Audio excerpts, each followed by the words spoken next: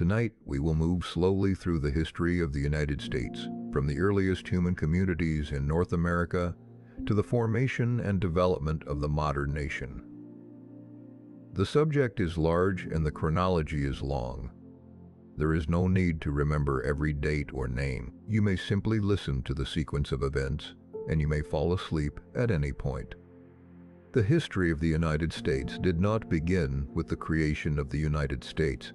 It began thousands of years before the country existed, with the settlement of the North American continent. The precise timing of the first human arrival in the Americas remains debated. For much of the 20th century, archaeologists commonly associated the earliest widespread settlement with the Clovis culture, which appeared around 13,000 years ago. Clovis sites are identified partly by distinctive fluted stone projectile points. More recent discoveries indicate that humans were present before the Clovis period.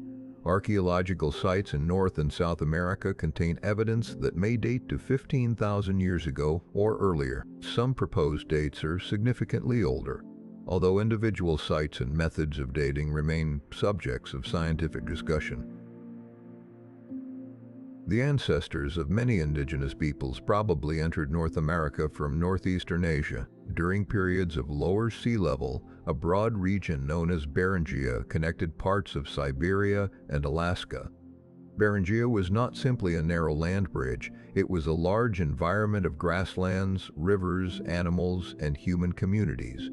Migration probably occurred over a long period. Some groups may have moved along the Pacific coast. Others may have traveled through inland routes as glaciers retreated. Over many generations, populations expanded into different regions of North America and eventually into Central and South America. These communities adapted to highly varied environments. They lived in Arctic tundra, western deserts, eastern woodlands, coastal forests, river valleys, plains, and subtropical regions. They developed different languages, technologies, political systems, religious traditions, and methods of obtaining food. There was no single indigenous culture. North America contained hundreds of distinct societies. In the Arctic, Inuit and related peoples developed technologies suited to cold climates and marine hunting. They constructed boats, sleds, specialized clothing, and tools from stone, bone, ivory, and animal skin.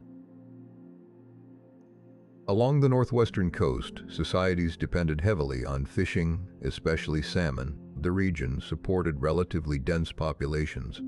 Communities constructed large wooden houses, carved monumental objects, and maintained complex systems of status, property, trade, and ceremony.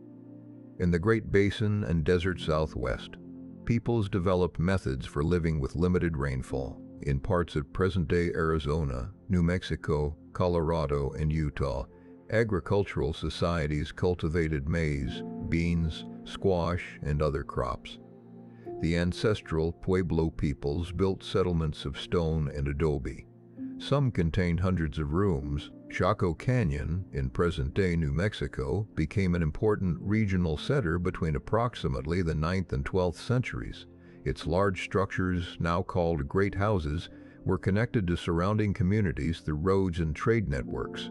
Later Pueblo communities included settlements constructed on mesas and in defensible locations. Their descendants include modern Pueblo peoples such as the Hopi, Zuni, Acoma, and others. In the eastern woodlands, agriculture gradually became increasingly important. Maize cultivation spread northward from Mesoamerica. It was often combined with beans and squash.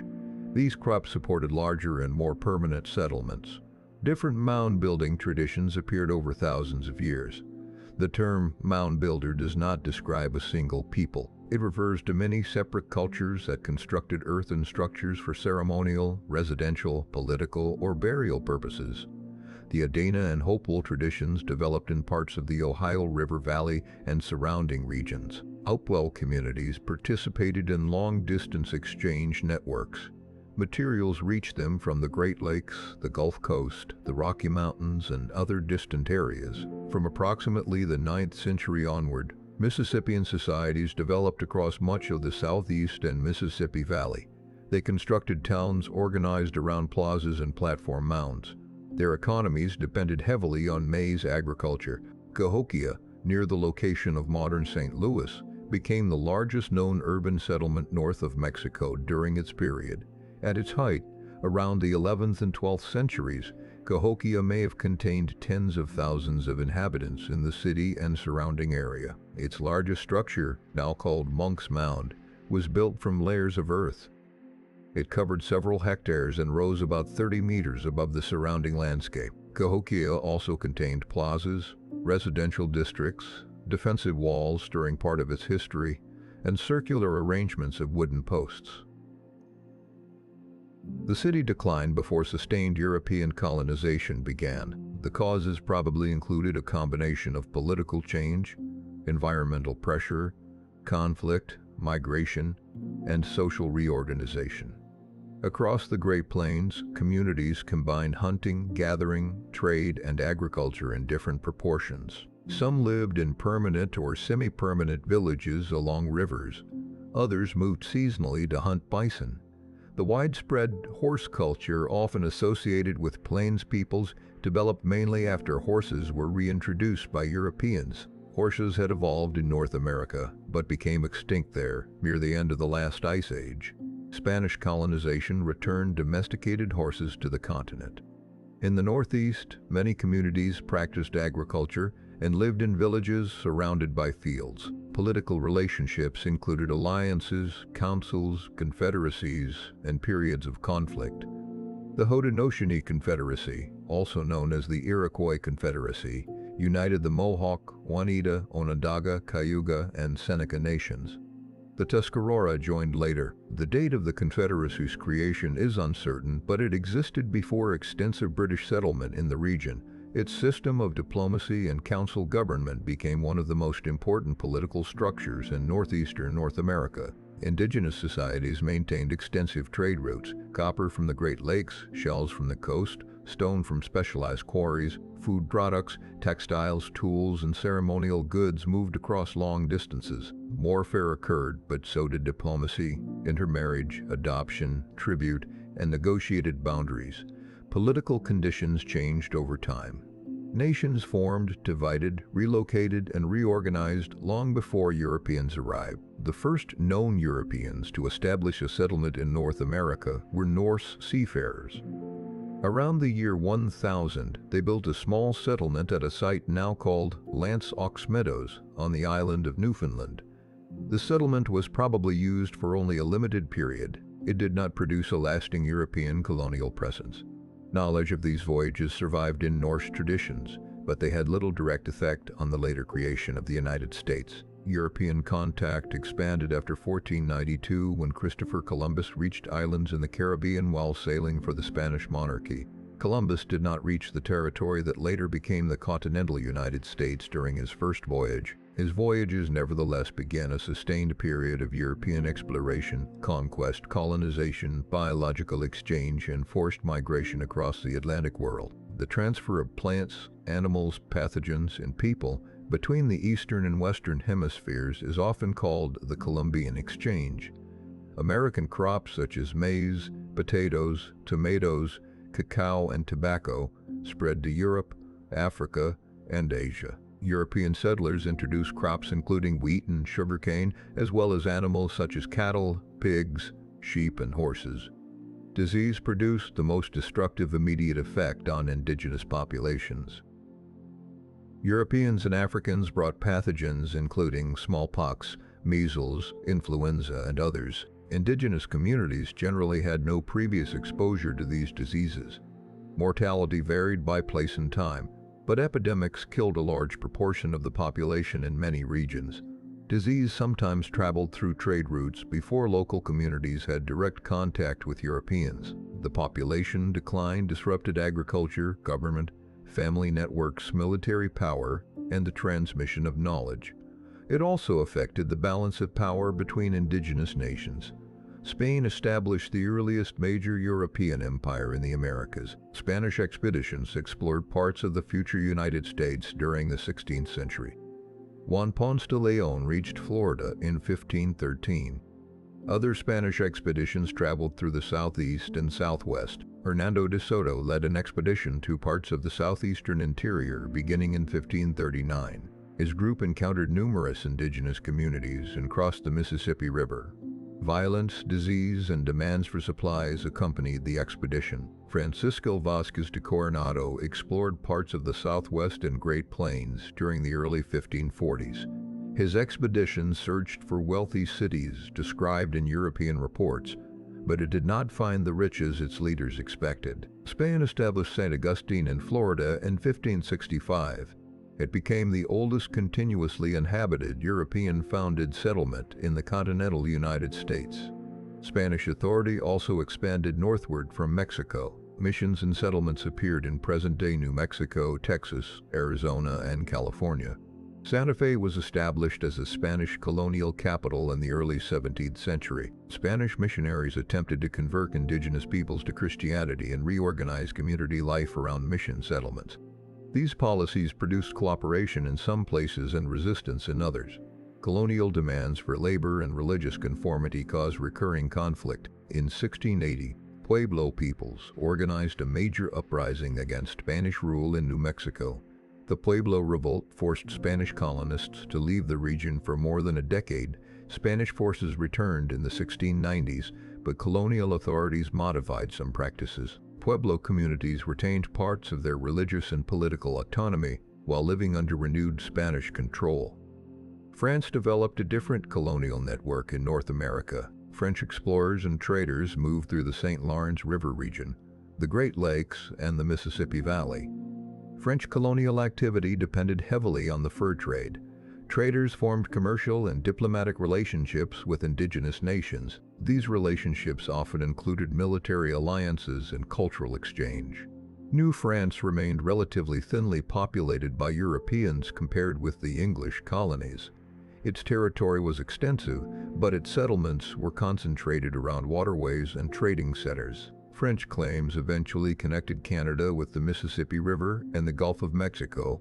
Louisiana, named for the French king Louis XIV, covered a much larger area than the modern state with that name. The Dutch also established a colony in the region surrounding the Hudson River. New Netherland included the settlement of New Amsterdam on Manhattan Island. The colony became commercially important because of its port and access to interior trade. Its population included Dutch settlers, other Europeans, Africans, and people from several religious backgrounds. England entered the colonial competition more slowly. An early attempt to establish a permanent English colony occurred on Roanoke Island in present-day North Carolina during the 1580s. The colony disappeared after its organizers lost contact with it. Its final fate remains uncertain. Some colonists may have joined nearby indigenous communities, but the available evidence is incomplete. The first permanent English settlement was established at Jamestown, Virginia in 1607. It was organized by the Virginia Company, a joint stock company that expected to make a profit. Jamestown's first years were extremely difficult. Settlers faced disease, hunger, internal conflict, unsuitable water, and tense relations with surrounding indigenous peoples. The settlement was located within the territory of the Powhatan political alliance. Powhatan leaders initially treated the English as one group within a larger regional system. Relations shifted between trade, negotiation, coercion, and warfare. Many early settlers died. During the winter of 1609 to 1610, known as the Starving Time, famine and disease reduced the colony's population severely. Jamestown survived partly because new settlers and supplies continued to arrive. Tobacco then provided the colony with a profitable export. John Rolfe developed methods for growing a variety of tobacco that was commercially attractive in European markets. Tobacco plantations expanded along the rivers of the Chesapeake region. The crop required land and intensive labor. Colonial expansion displaced indigenous communities and increased demand for workers. At first, many English laborers arrived as indentured servants. They agreed to work for a fixed number of years in exchange for transportation, food, housing, and the possibility of land or payment after completing their service. In 1619, a representative assembly met in Virginia. It became known as the House of Burgesses. It was an early institution of elected government for some male colonists. Although political participation was restricted and colonial authority remained subject to English control. The same year, a group of Africans was brought to Virginia by an English privateer. Their exact legal status in the earliest records is complex. Over the following decades, colonial laws increasingly defined African ancestry as the basis for permanent, hereditary enslavement. Slavery already existed in Spanish and Portuguese colonies, and enslaved Africans had been transported across the Atlantic since the early colonial period. The English colonies gradually created their own racial system of slavery. By the late 17th century, laws in Virginia and neighboring colonies treated most people of African descent as enslaved for life. The status of children was generally inherited through the mother. This system expanded throughout British North America, although its form varied by region. In the Chesapeake, enslaved people worked primarily on tobacco plantations. In South Carolina and Georgia, enslaved labor became central to the production of rice and indigo. In northern colonies, enslaved people worked in households, farms, workshops, ports, and maritime trades. The Atlantic slave trade transported millions of Africans to the Americas. A smaller proportion arrived directly in mainland British North America than in Brazil or the Caribbean, but the enslaved population of the British colonies grew rapidly through both forced importation and natural increase. Enslaved people resisted in many ways. Resistance included escape, work slowdowns, preservation of cultural practices, family formation, sabotage, legal petitions, and armed rebellion. Colonial society was therefore shaped from an early period by indigenous displacement, European migration, African enslavement, and the interaction of many cultural traditions. A second important English colony was established farther north. In 1620, a group of English settlers crossed the Atlantic aboard the Mayflower. Some were separatist Protestants who had previously lived in the Netherlands. Others traveled mainly for economic reasons. Their ship reached the coast of present-day Massachusetts rather than its intended destination farther south. Before going ashore, adult male passengers signed an agreement known as the Mayflower Compact. It established a basic form of collective political authority for the settlement. The colonists founded Plymouth. Like Jamestown, Plymouth faced hunger and disease during its first year. The Wampanoag leader Usamakan, commonly known to the English as Massasoit, formed an alliance with the settlers. Indigenous people provided knowledge, trade, and assistance that helped the colony survive. The familiar story of a peaceful first Thanksgiving simplifies a more complicated relationship. Cooperation existed, but it developed within a period of disease, territorial pressure, and changing power. A larger Puritan migration began in 1630 with the creation of the Massachusetts Bay Colony. Puritans wanted to reform English Protestantism. They did not generally support modern ideas of complete religious freedom. Massachusetts Bay was organized around self-governing towns and congregational churches. Education was valued because individuals were expected to read scripture. Harvard College was founded in 1636 to train clergy and other educated leaders. A law passed in Massachusetts in 1647 required towns of sufficient size to provide schooling. Political participation was limited. Women could not vote. Many men were also excluded. Religious dissenters could face punishment or expulsion. Roger Williams argued for a stronger separation between civil government and religious authority. He also challenged some English claims to indigenous land. Massachusetts authorities expelled him. Williams later helped establish Rhode Island, which became known for a relatively broad policy of religious toleration. Anne Hutchinson also challenged the religious leadership of Massachusetts. She held meetings and criticized prominent ministers. Authorities tried and banished her in the late 1630s. Other English colonies developed for different reasons.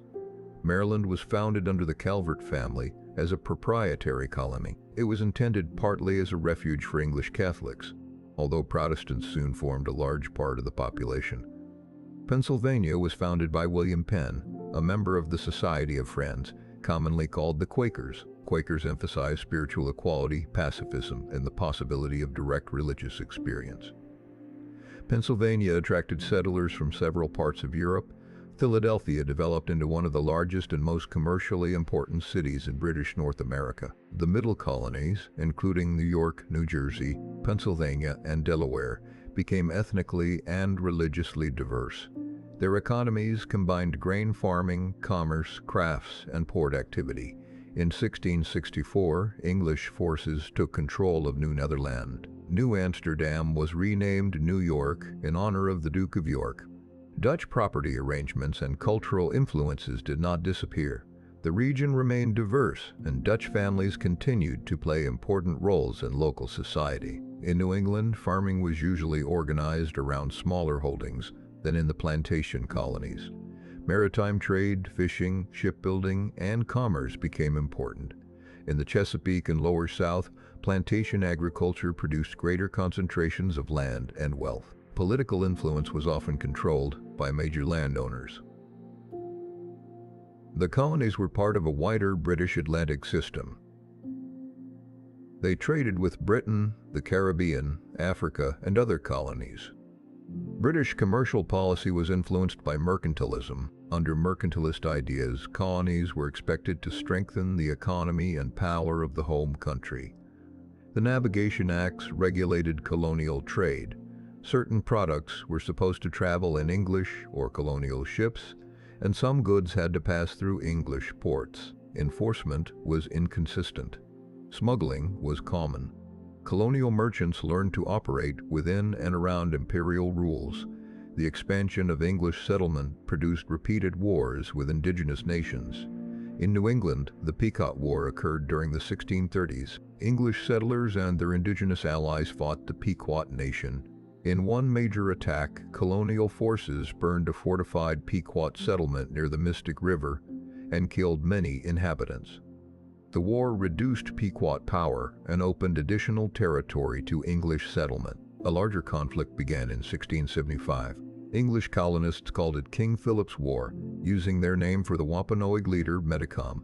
The war involved several indigenous nations and most New England colonies. It was extremely destructive in relation to the region's population. Settlements were attacked and burned. Colonial forces destroyed indigenous villages and food supplies. Thousands of people died. Metacom was killed in 1676. Many indigenous captives were executed, displaced, or sold into slavery. Colonial victory greatly weakened organized indigenous resistance in southern New England, though indigenous communities remained present. Farther south, conflict continued around land, trade, enslavement, and political alliances. The Yamasee War began in 1715 in South Carolina. The Yamasee and several allied peoples attacked colonial settlements after years of debt, exploitation, land pressure, and participation in the indigenous slave trade.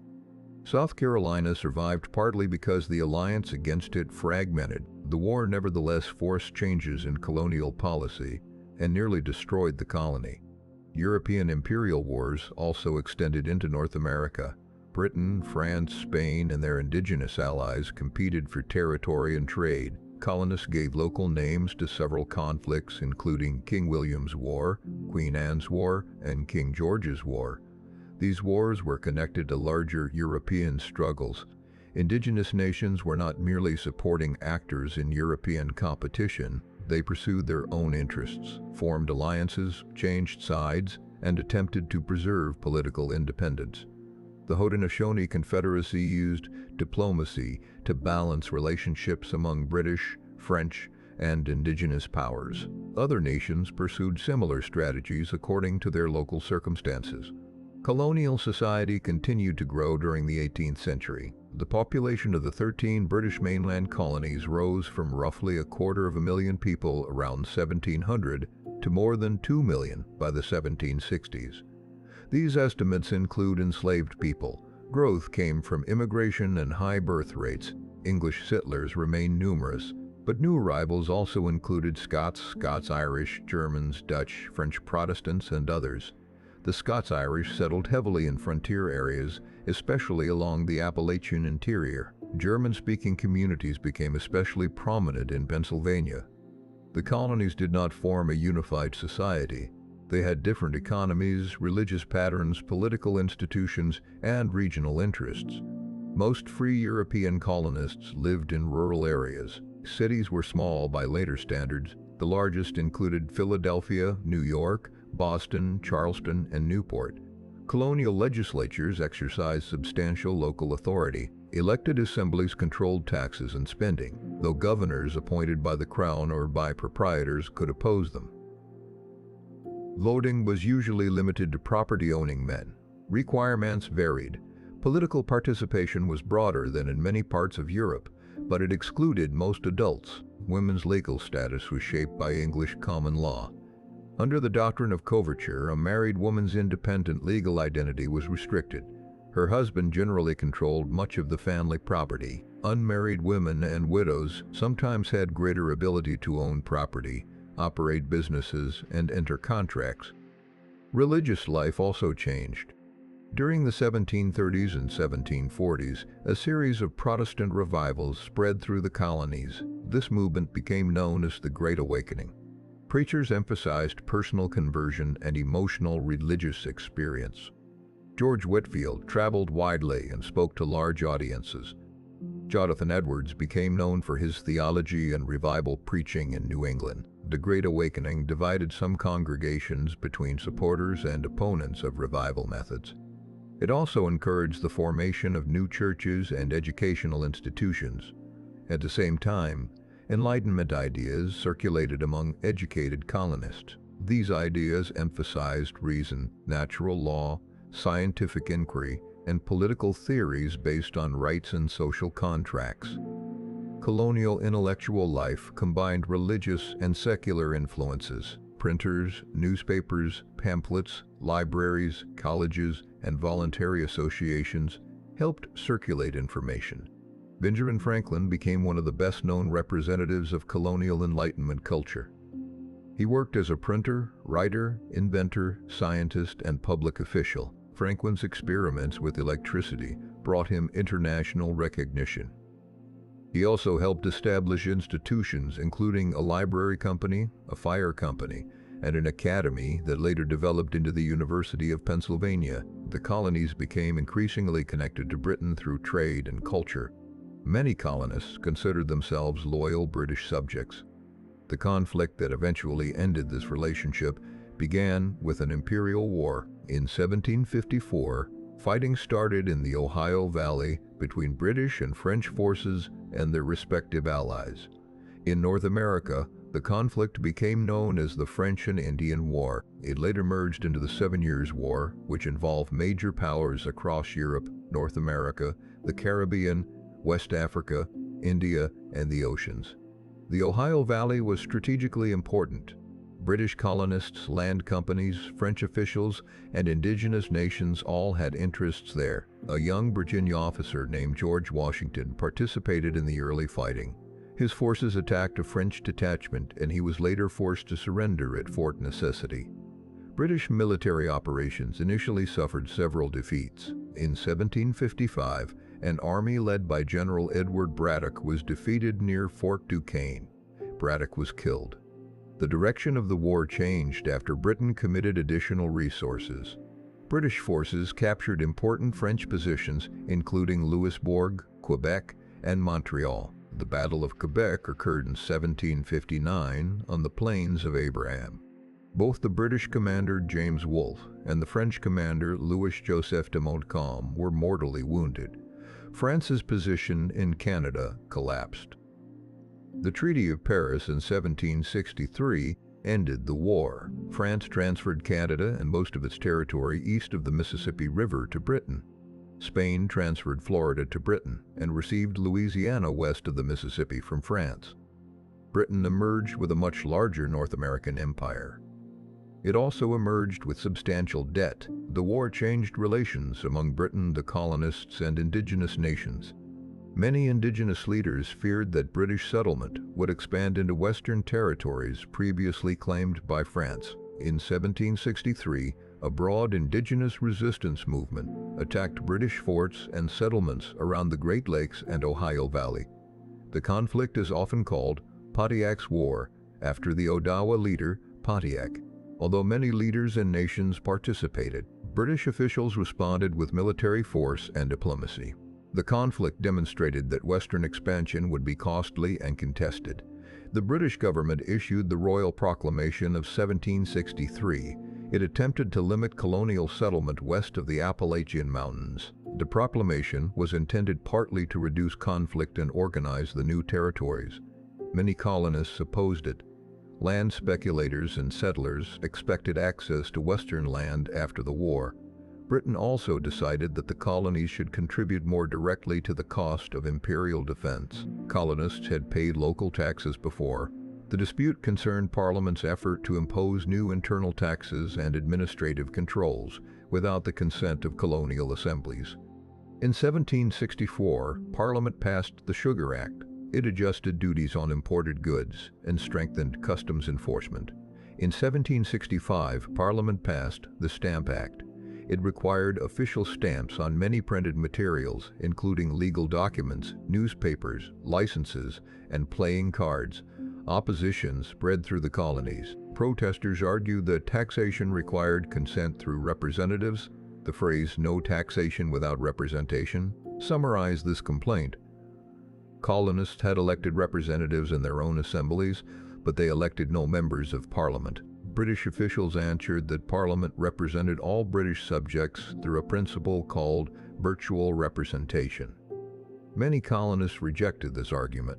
9 colonies sent delegates to the Stamp Act Congress in New York. The Congress declared that colonists possessed the rights of English subjects and could not be taxed without their consent. Merchants organized non-importation agreements. Crowds intimidated stamp distributors and attacked property associated with imperial officials. The Sons of Liberty became a prominent protest organization in several colonies. Parliament repealed the Stamp Act in 1766. On the same day, it passed the Declaratory Act, affirming its authority to legislate for the colonies in all cases. The dispute was therefore not resolved. It was temporarily reduced. In 1767, Parliament passed duties commonly called the Townshend Acts. They placed taxes on imported products including glass, paper, paint, lead, and tea. Colonists renewed boycotts. Women participated by producing homespun cloth and reducing the use of imported goods. British customs enforcement increased.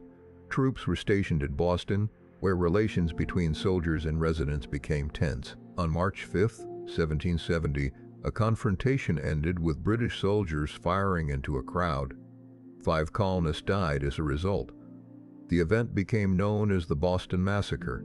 Patriot writers used the incident as evidence of military oppression. Paul Revere produced a widely circulated engraving based on an earlier design. The soldiers were tried. John Adams, who later became a leader of independence and the second president of the United States, served as part of their defense team. Most of the soldiers were acquitted. 2 were convicted of manslaughter and received reduced punishment. Parliament repealed most of the townshend duties, but retained the tax on tea. For a time, political tension declined. It rose again after Parliament passed the Tea Act in 1773. The act was designed partly to assist the financially troubled British East India Company. It allowed the company to sell tea more directly in the colonies. Although the tea could be sold at a competitive price, opponents believed the arrangement would encourage acceptance of Parliament's right to tax them. In December of 1773, protesters boarded ships in Boston Harbor and threw hundreds of chests of tea into the water. The participants concealed their identities and used clothing associated with indigenous people.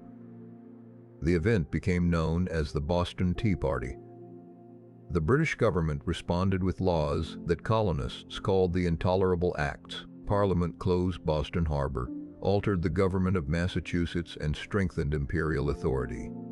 A separate Quebec Act expanded the boundaries of Quebec and protected the practice of Catholicism there. Many Protestant colonists also treated this measure as part of the same threat, although it was not enacted specifically as punishment for the Tea Party. In September of 1774, delegates from 12 colonies met in Philadelphia at the First Continental Congress. Georgia did not send delegates. The Congress coordinated resistance, supported a renewed boycott, and asserted colonial rights. It did not yet declare independence. In Massachusetts, colonists formed local committees, stored weapons, and trained militia units. The British commander in Boston, General Thomas Gage, received orders to enforce imperial authority. He decided to seize military supplies stored at Concord. On the night of April 18, 1775, British troops marched from Boston. Riders including Paul Revere, William Dawes, and Samuel Prescott helped warn communities along the route. Fighting began the next morning at Lexington. It is uncertain who fired the first shot. British troops continued to Concord, where colonial militia resisted them at the North Bridge. The British column then returned toward Boston under repeated attack. The battles of Lexington and Concord marked the beginning of open war. Colonial militia surrounded Boston. In May, the Second Continental Congress assembled in Philadelphia. The delegates faced a difficult position. They were organizing a war while many still claimed loyalty to the king. Congress created the Continental Army and appointed George Washington as its commander. Washington was selected partly because of his military experience and partly because he was a Virginian, which helped present the conflict as more than a New England rebellion. In June of 1775, colonial forces fortified positions on the hills around Boston. British troops attacked them in the Battle of Bunker Hill.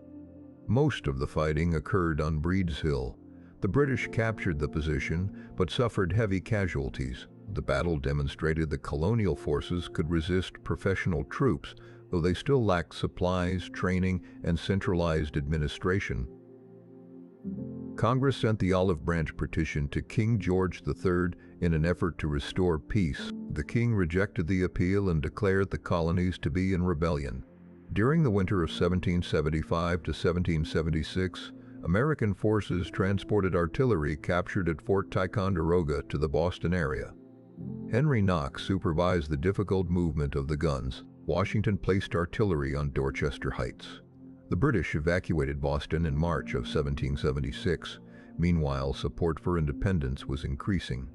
In January of 1776, Thomas Paine published a pamphlet titled Common Sense. Paine argued that monarchy was irrational, that reconciliation with Britain was undesirable, and that the colonies should form an independent republic. The pamphlet reached a large audience and expressed the case for independence in direct language. In June, Richard Henry Lee of Virginia introduced a resolution declaring that the colonies should be free and independent states. Congress appointed a committee to prepare a formal declaration. Thomas Jefferson wrote the principal draft, with revisions from John Adams, Benjamin Franklin, other committee members, and Congress. On July 2, 1776, Congress approved the resolution for independence. On July 4th, it approved the final text of the Declaration of Independence. The Declaration presented several arguments. It stated that all men were created equal. It described rights including life, liberty, and the pursuit of happiness. It argued that governments derived their authority from the consent of the governed. It then listed grievances against King George III and declared the colonies to be independent states. The Declaration's principles were broader than the political reality of 1776. Enslavement continued. Women lacked equal political rights. Indigenous nations were treated as obstacles or enemies in parts of the document. The contradiction between universal language and restricted citizenship would remain central to later United States history. The Declaration of Independence did not end British rule by itself. Independence had to be secured through war. Britain possessed major advantages. It had a professional army, the world's strongest navy, greater financial resources, and access to troops from German states, especially Hesse. The United States had a large territory, local support in many regions, and the possibility of foreign assistance. Britain had to transport soldiers and supplies across the Atlantic and hold territory containing a dispersed population. Colonists were divided. Those who supported independence were commonly called patriots. Those who remained loyal to the crown were called loyalists. Many people attempted to remain neutral. Motives differed by region, class, religion, family ties, and local conflict. Enslaved people also made strategic choices under extreme conditions. British officials sometimes offered freedom to enslaved men who escaped from Patriot owners and joined British forces. Lord Dunmore, the royal governor of Virginia, issued such a proclamation in 1775. Thousands of enslaved people sought freedom through British lines during the war. Other African Americans served in Patriot forces, particularly after initial restrictions were relaxed. Several northern states later began gradual emancipation, partly under the influence of revolutionary language. Indigenous nations faced their own strategic decisions. Many viewed colonial expansion as a more immediate threat than British rule. Some nations allied with Britain, others supported the United States. Some attempted neutrality. Internal divisions occurred within several confederacies and communities. The war, therefore, contained multiple overlapping conflicts. It was a struggle for independence, a civil war among colonists, a frontier war, an imperial war, and an opportunity for some enslaved people to pursue freedom. The main British campaign of 1776 targeted New York. British forces under General William Howe defeated Washington's army in the Battle of Long Island. American forces withdrew through Manhattan and across New Jersey. The Continental Army lost territory and many soldiers. At the end of the year, Washington crossed the Delaware River during the night and attacked the Hessian garrison at Trenton on December 26. A second victory followed near Princeton. These victories were limited in scale but improved morale and helped preserve the army. In 1777, Britain attempted to separate New England from the other states. General John Burgoyne led an army south from Canada through the Hudson Valley. The plan required coordination with other British forces, but the movements were not effectively combined. Burgoyne's army became isolated. American forces defeated it near Saratoga.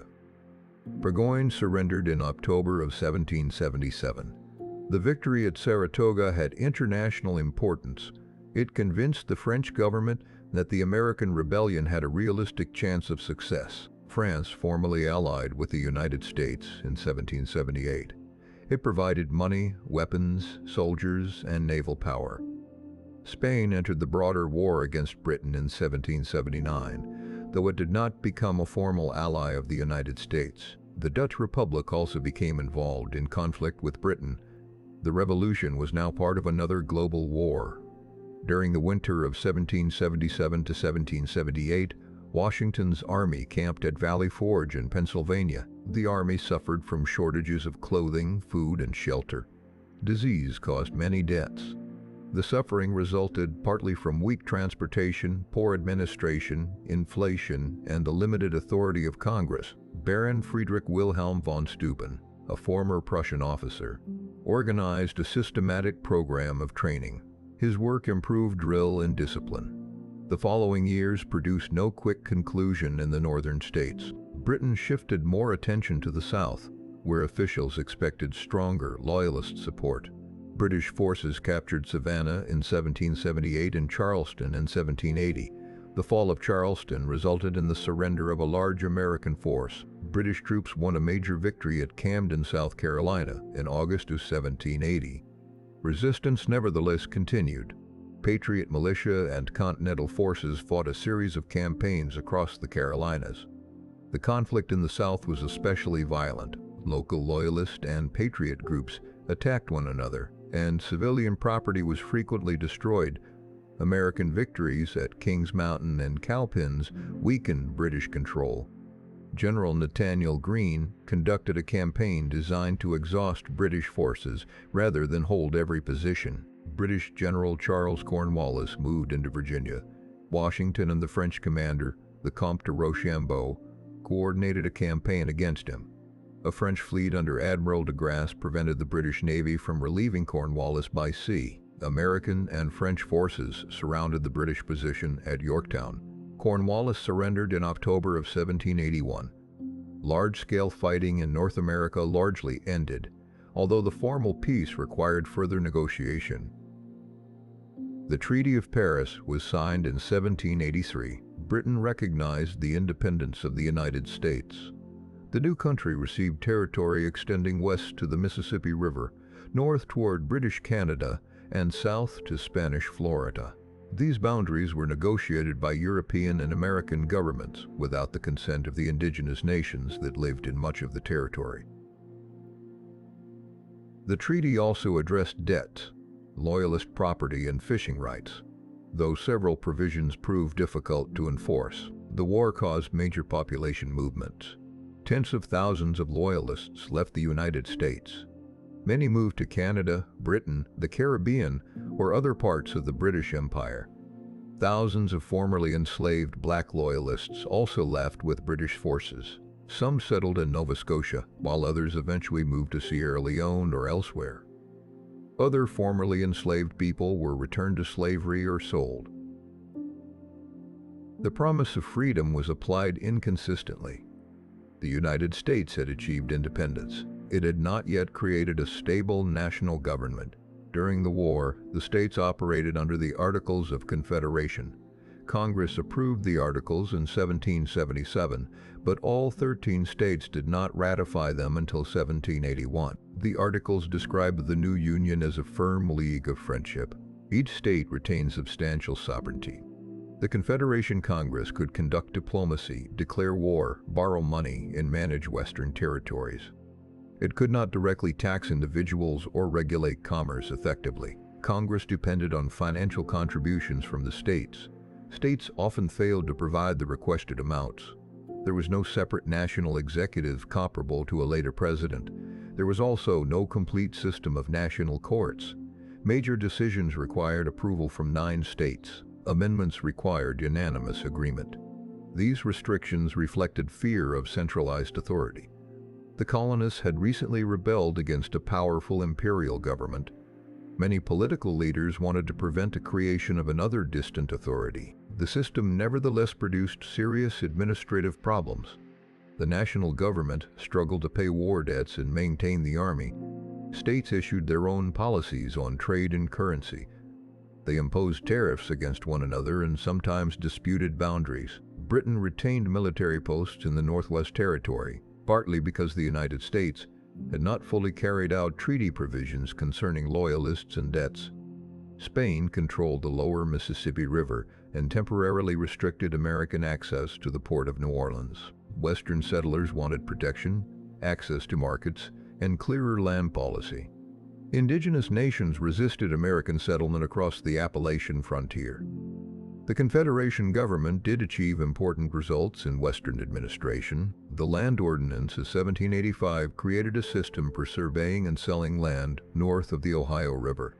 Territory was divided into townships and sections using a rectangular grid. This survey system shaped property boundaries across much of the later United States. The Northwest Ordinance of 1787 established a process by which territories could become states.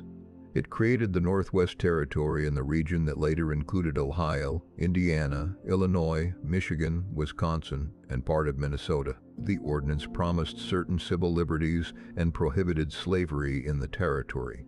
It did not end slavery where it already existed, and enforcement of the prohibition was imperfect. It also declared that indigenous land should not be taken without consent, except in lawful wars. In practice, the United States repeatedly used pressure, disputed treaties, and military force to obtain Western land. The weaknesses of the Confederation became more visible after the war. Economic conditions were difficult. Farmers faced debt and taxes. Creditors demanded repayment. States disagreed over whether to issue paper money or provide other relief. In western Massachusetts, protests developed into an armed movement known as Shays' Rebellion. Daniel Shays, a former Continental Army officer, became one of its leaders. Protesters closed courts to prevent debt collection and property foreclosures. In early 1787, the rebels attempted to seize the federal arsenal at Springfield. A state-supported force defeated them. The rebellion was not large enough to overthrow the government. It nevertheless alarmed many political leaders. They believed the national government lacked the authority and resources necessary to maintain order, protect property, regulate trade, and respond to emergencies. Commercial disagreements also encouraged reform. Delegates from several states met at Annapolis, Maryland in 1786 to discuss trade. Only 5 states sent representatives. The delegates called for a broader meeting in Philadelphia the following year. The Constitutional Convention began in May of 1787. Delegates had officially been sent to revise the Articles of Confederation. They soon decided to design a new structure of government instead. 12 states participated. Rhode Island refused to send delegates. The convention included many prominent political figures. George Washington served as its presiding officer. James Madison arrived with extensive notes and proposals. Benjamin Franklin, then in his 80s, was the oldest delegate. Thomas Jefferson and John Adams were serving abroad and did not attend. Patrick Henry refused to participate because he distrusted the proposed meeting. The proceedings were conducted in secret. Delegates believed privacy would allow them to debate and change positions more freely.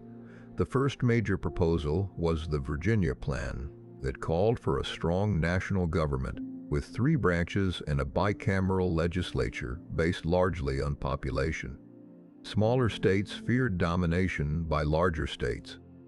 The New Jersey Plan proposed retaining a system in which states had equal representation. The compromise created a 2-house Congress. Representation in the House of Representatives would be based on population. Each state would have equal representation in the Senate. This became known as the Great Compromise or Connecticut Compromise. Slavery created some of the convention's most serious disputes. Southern states wanted enslaved people counted when determining representation in the House. Some northern delegates objected because enslaved people had no political rights. The 3/5 compromise counted 3/5 of the enslaved population for representation and direct taxation.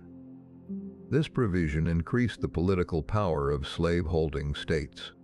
It did not mean that an enslaved person possessed 3/5 of legal personhood. It was a formula for distributing representation and taxes within a system that denied enslaved people citizenship and freedom. The Constitution also prevented Congress from banning the international slave trade before 1808. It required the return of certain people described as held to service or labor who escaped across state lines. The document avoided using the words slave and slavery, but it protected the institution through several provisions.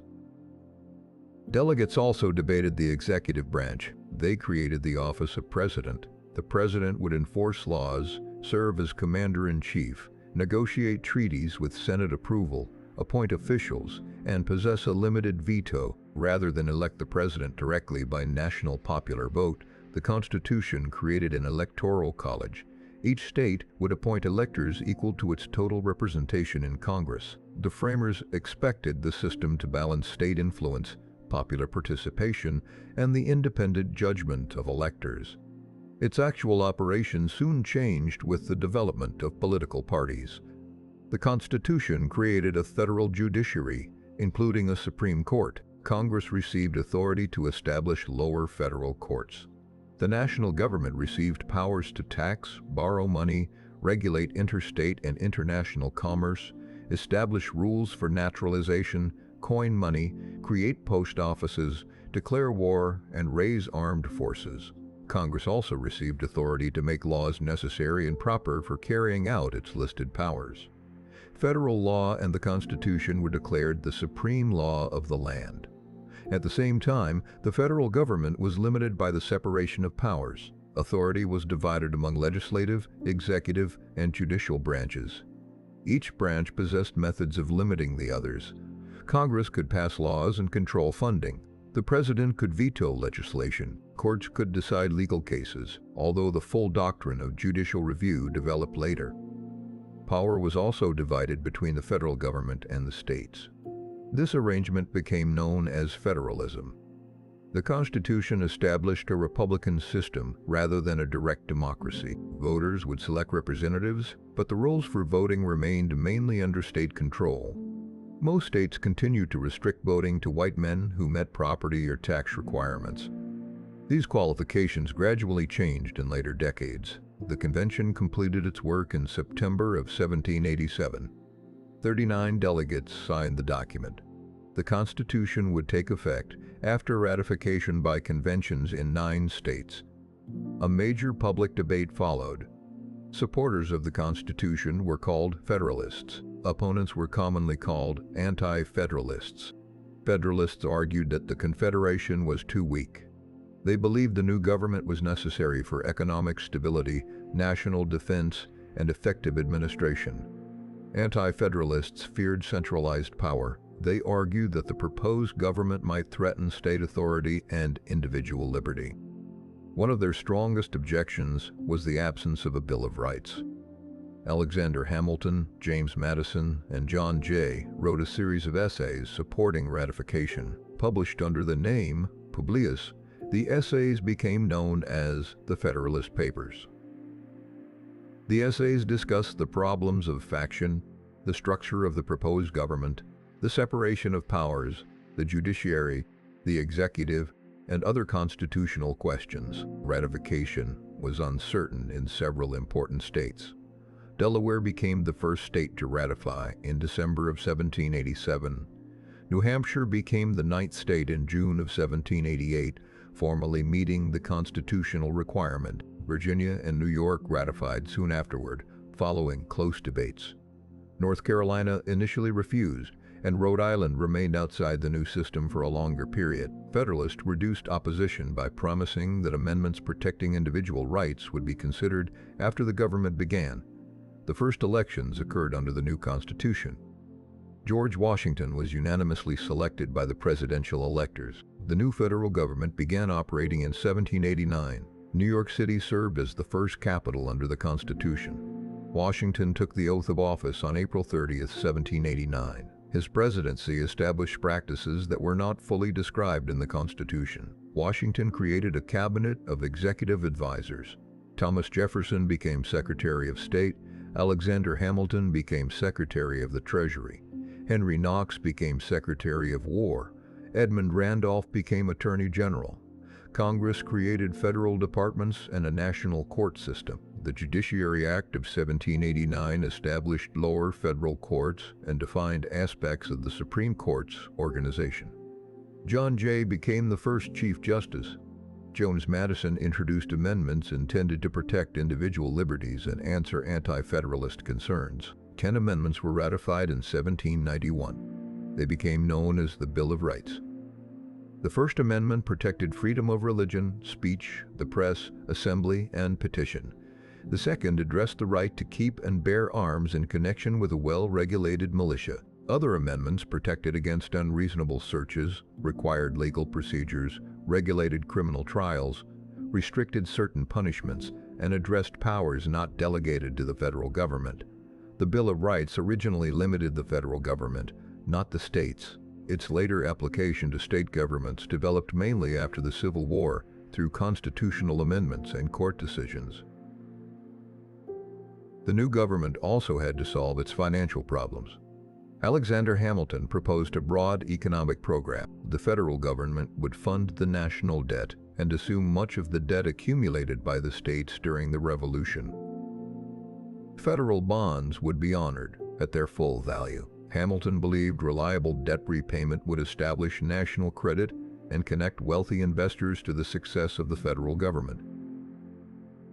The Assumption Plan produced political disagreement. States with relatively low remaining debts did not want to pay for states with larger obligations. A compromise linked the financial plan to the location of the national capital. The capital would eventually move to a new federal district on the Potomac River. The government moved temporarily to Philadelphia before transferring to Washington in 1800. Hamilton also supported the creation of a national bank. The Bank of the United States would hold government funds, assist in tax collection, issue notes, and support commercial activity. Thomas Jefferson and James Madison opposed the bank. They argued that the Constitution did not expressly authorize Congress to create it. Hamilton answered that the necessary and proper clause allowed implied powers connected to the government's listed responsibilities. Washington accepted Hamilton's interpretation and signed the Bank Bill in 1791. This dispute established two competing approaches to constitutional interpretation. One favored broader implied federal powers. The other emphasized a narrower reading of the national government's authority.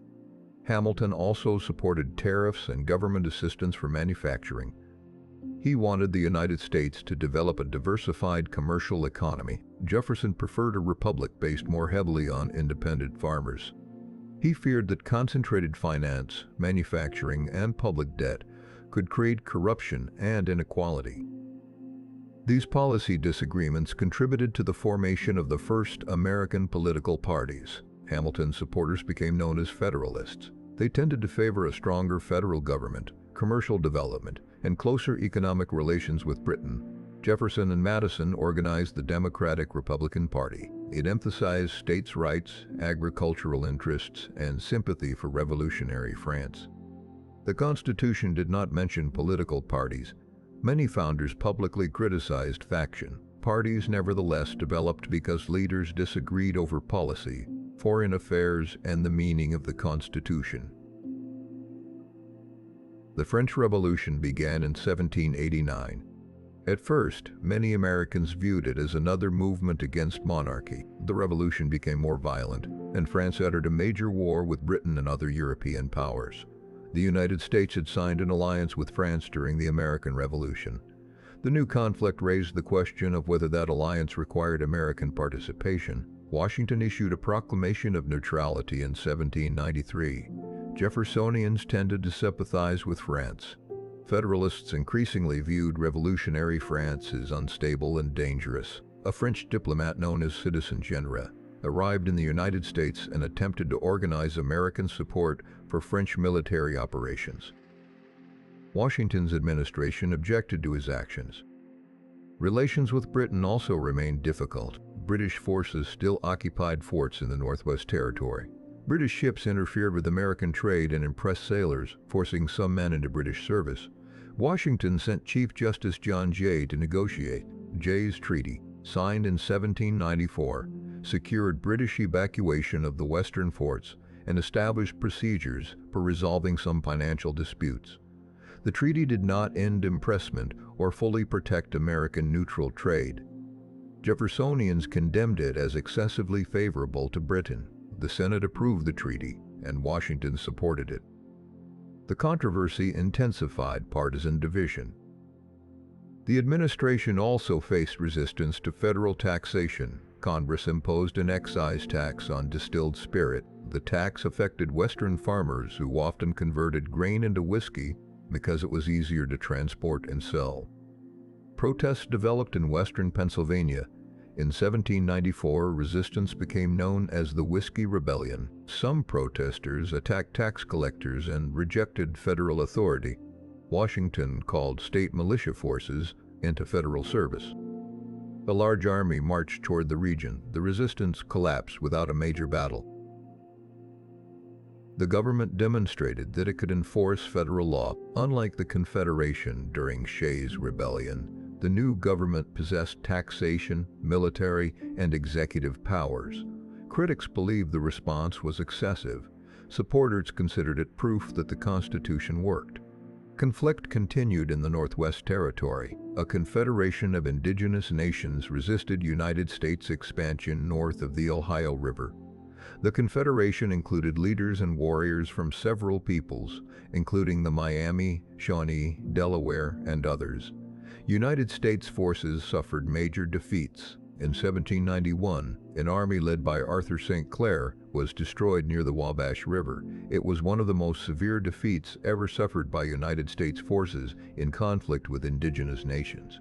The government created a better trained force under General Anthony Wayne. Wayne defeated the Indigenous Confederation at the Battle of Fallen Timbers in 1794.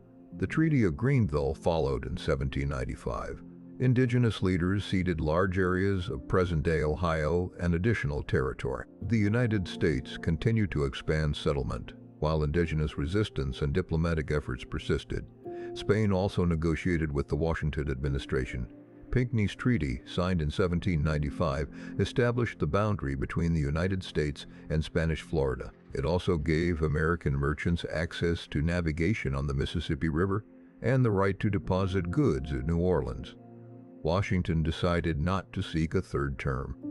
His decision established a precedent followed by later presidents until the 20th century. In his farewell address, published in 1796, Washington defended national unity, warned against intense partisan conflict, and advised caution regarding permanent foreign alliances. The presidential election of 1796 was contested between John Adams, the Federalist candidate, and Thomas Jefferson, the leading Democratic Republican. Under the original electoral system, the person receiving the most electoral votes became president, and the runner-up became vice president.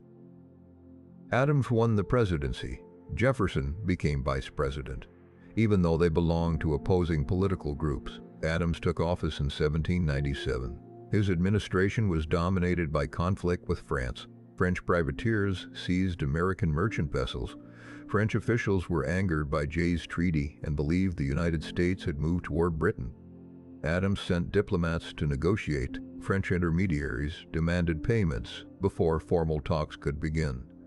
The American government referred to the intermediaries as X, Y, and Z when documents were released. The episode became known as the XYZ affair. Public anger against France increased. Congress expanded the Navy and authorized an undeclared maritime conflict known as the Quasi-War. Between 1798 and 1800, American and French vessels fought mainly in the Caribbean and Atlantic. Federalists also feared domestic opposition. In 1798, Congress passed the Alien and Sedition Acts. The Naturalization Act increased the residency period required for citizenship. Other laws gave the president broader authority over certain non-citizens during periods of international tension. The Sedition Act made some forms of false and malicious criticism of the federal government illegal. Federalist prosecutors used the law against Republican newspaper editors and political opponents. Jefferson and Madison responded through the Kentucky and Virginia resolutions. These documents argued that the federal government had exceeded its constitutional authority. They presented theories of state resistance to unconstitutional federal action. The precise implications of these theories remained disputed and later became connected to broader arguments over states' rights. Adams did not fully follow the most militant members of his own party. He continued diplomatic efforts with France. A new agreement in 1800 ended the Quasi-War and released the United States from its earlier alliance obligations. The decision reduced the risk of a larger war, but it divided the Federalist Party. The election of 1800 involved Adams, Jefferson, and several other candidates. Because electors did not cast separate ballots for president and vice president, Jefferson received the same number of electoral votes as his intended running mate Aaron Burr. The House of Representatives had to choose between them. After repeated ballots, Jefferson was selected as president. The 12th Amendment, ratified in 1804, later required electors to cast separate votes for president and vice president. The election of 1800 produced the first transfer of national power between opposing political parties. Adams left office and Jefferson took power without military conflict. Jefferson described the result as a revolution, although the constitutional system remained in place. The Federalist Party retained influence in the judiciary. Near the end of Adams's administration, Congress reorganized the federal courts, and Adams appointed several judges. One appointment involved William Marbury, whose official commission was not delivered before Jefferson entered office. Marbury asked the Supreme Court to order Secretary of State James Madison to deliver it. In 1803, Chief Justice John Marshall issued the decision in Marbury v. Madison. The court concluded that Marbury had a right to the commission, but that the law giving the Supreme Court authority to issue the requested order conflicted with the Constitution. The court therefore declared part of a federal law unconstitutional. The Constitution did not explicitly state that courts could invalidate acts of Congress. The Marbury decision established judicial review as a central power of the federal judiciary. Jefferson's administration reduced some taxes and government spending. The internal taxes associated with the Federalist financial system were repealed. The National Bank and most of Hamilton's economic structure remained in operation. The size of the Army was reduced, while the Navy continued to protect American commerce. One early military issue involved the Barbary states of North Africa. Their governments, error and message stream. Retry Reconstruction began before the war had formally ended. Its central problem was how the seceded states would return to the Union and what freedom would mean for nearly 4 million people who had been held in slavery. The 13th Amendment was ratified in December of 1865. It abolished slavery and involuntary servitude, except as punishment for a crime. That exception later became important because several Southern states used criminal laws and forced prison labor to preserve forms of racial control. Congress created the Freedmen's Bureau in 1865. The Bureau distributed food, supervised labor contracts, established hospitals, and supported schools. It also helped formerly enslaved people legalize marriages that slavery had not recognized. Its resources were limited, and its work faced violent opposition. President Andrew Johnson favored a rapid restoration of Southern state governments.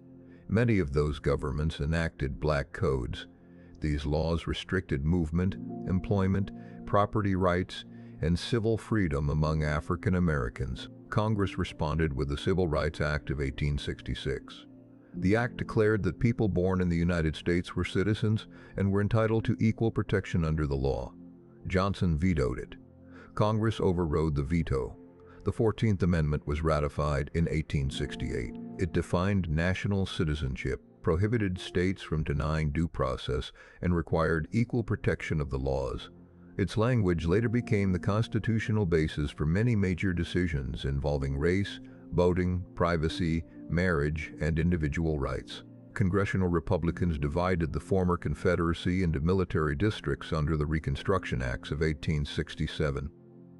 Former Confederate states were required to create new constitutions, recognize black male suffrage, and ratify the 14th Amendment before full readmission. African American men voted in large numbers and held public office. More than 600 served in Southern state legislatures during Reconstruction.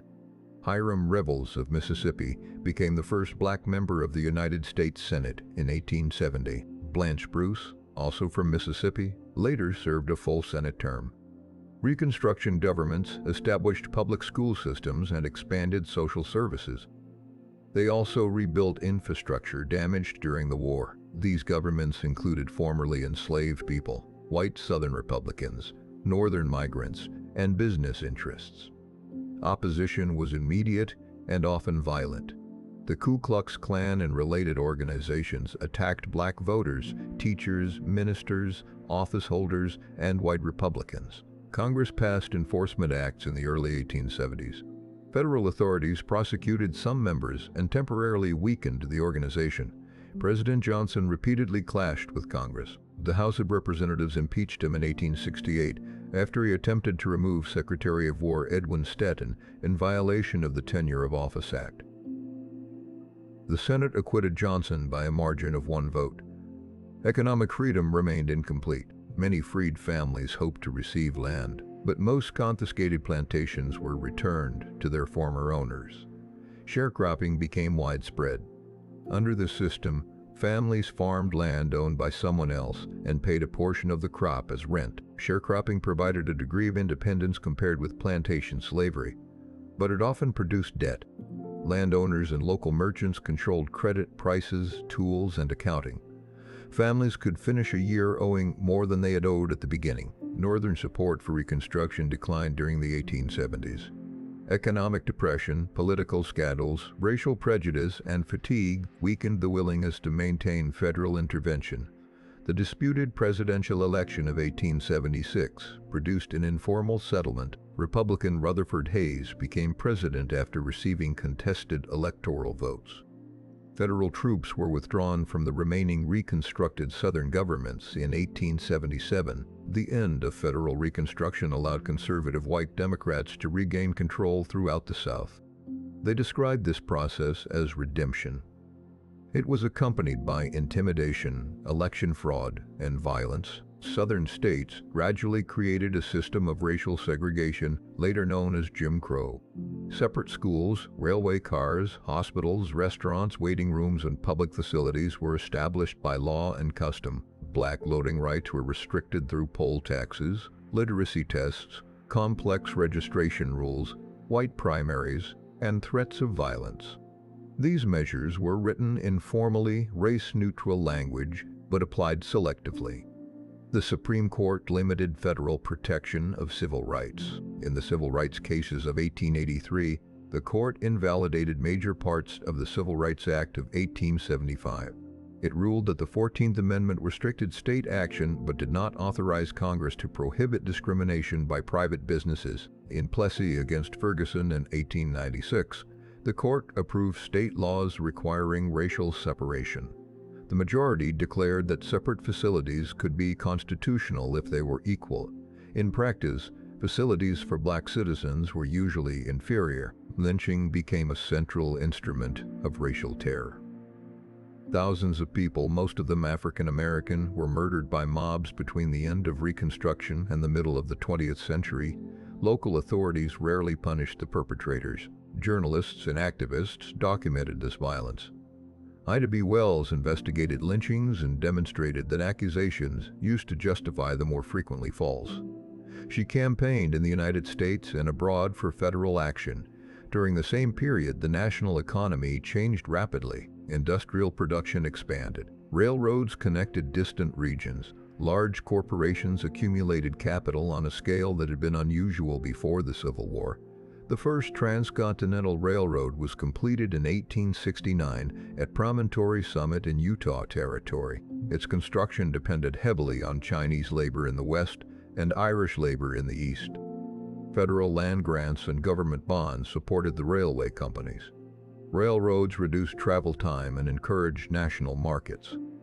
They created demand for steel, coal, timber, and machinery. They also standardized time. In 1883, railroad companies divided the continental United States into time zones. The federal government officially adopted standard time zones decades later, but the railroad system had already made them a practical necessity. Industrialists developed large enterprises in oil, steel, finance, meatpacking, communications, and transportation. John D. Rockefeller built Standard Oil into a dominant refining corporation. Andrew Carnegie organized a vast steel business. J.P. Morgan became one of the most influential financiers in the country. Supporters described these men as builders of national prosperity. Critics called them robber barons and argued that concentrated wealth allowed private companies to control markets, workers, and government. New corporate forms separated ownership from management. Stocks and bonds allowed companies to gather money from many investors. Trust and holding companies brought multiple businesses under centralized control. Congress passed the Sherman Antitrust Act in 1890. The law prohibited combinations in restraint of trade. At first, courts applied it weakly against corporations and sometimes used it against labor unions. Factories reorganized work. Tasks were divided into simple, repeated motions. Managers increased supervision and measured output. Skilled craft work remained important, but many industrial jobs required less individual control. Working conditions could be dangerous. Mines collapsed. Boilers exploded. Textile machines injured operators. Factory air contained dust, smoke, chemical fumes, and fibers. Compensation for injury was limited. The average industrial work week was long. A 10-hour or 12-hour day was common. Children worked in mills, mines, farms, canneries, and street trades. Workers organized unions to demand higher wages, shorter hours, and safer conditions. The Knights of Labor attempted to unite skilled and unskilled workers. The American Federation of Labor concentrated more heavily on skilled trades. The struggle for the 8-hour day produced national demonstrations in 1886. A labor rally at Haymarket Square in Chicago ended after someone threw a bomb at the police. Gunfire followed. Several police officers and civilians died. The Haymarket affair intensified fear of radicalism. 8 anarchists were convicted, although the prosecution did not establish that they had thrown the bomb.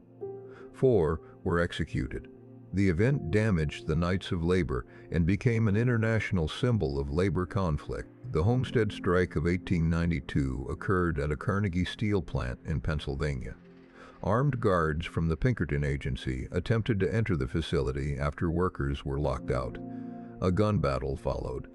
The Steg militia eventually occupied the plant, and the Union was defeated. The Pullman strike began in 1894, after the Pullman Palace Car Company reduced wages without proportionately reducing rents in its company town.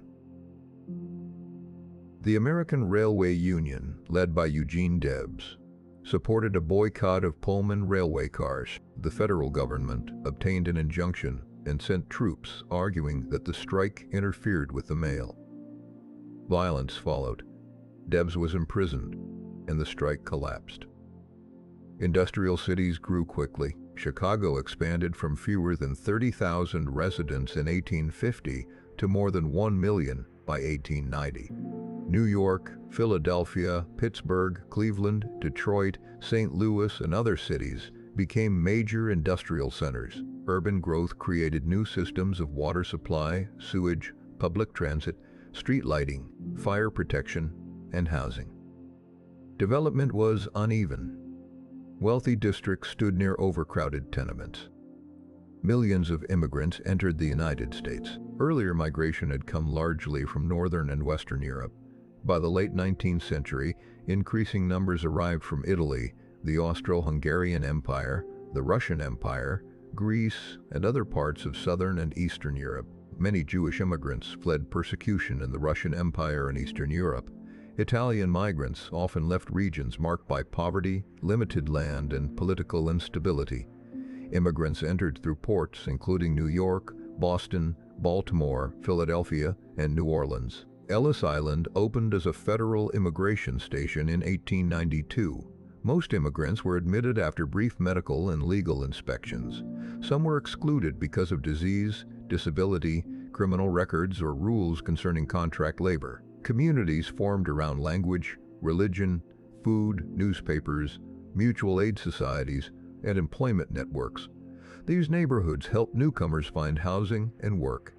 They also faced hostility.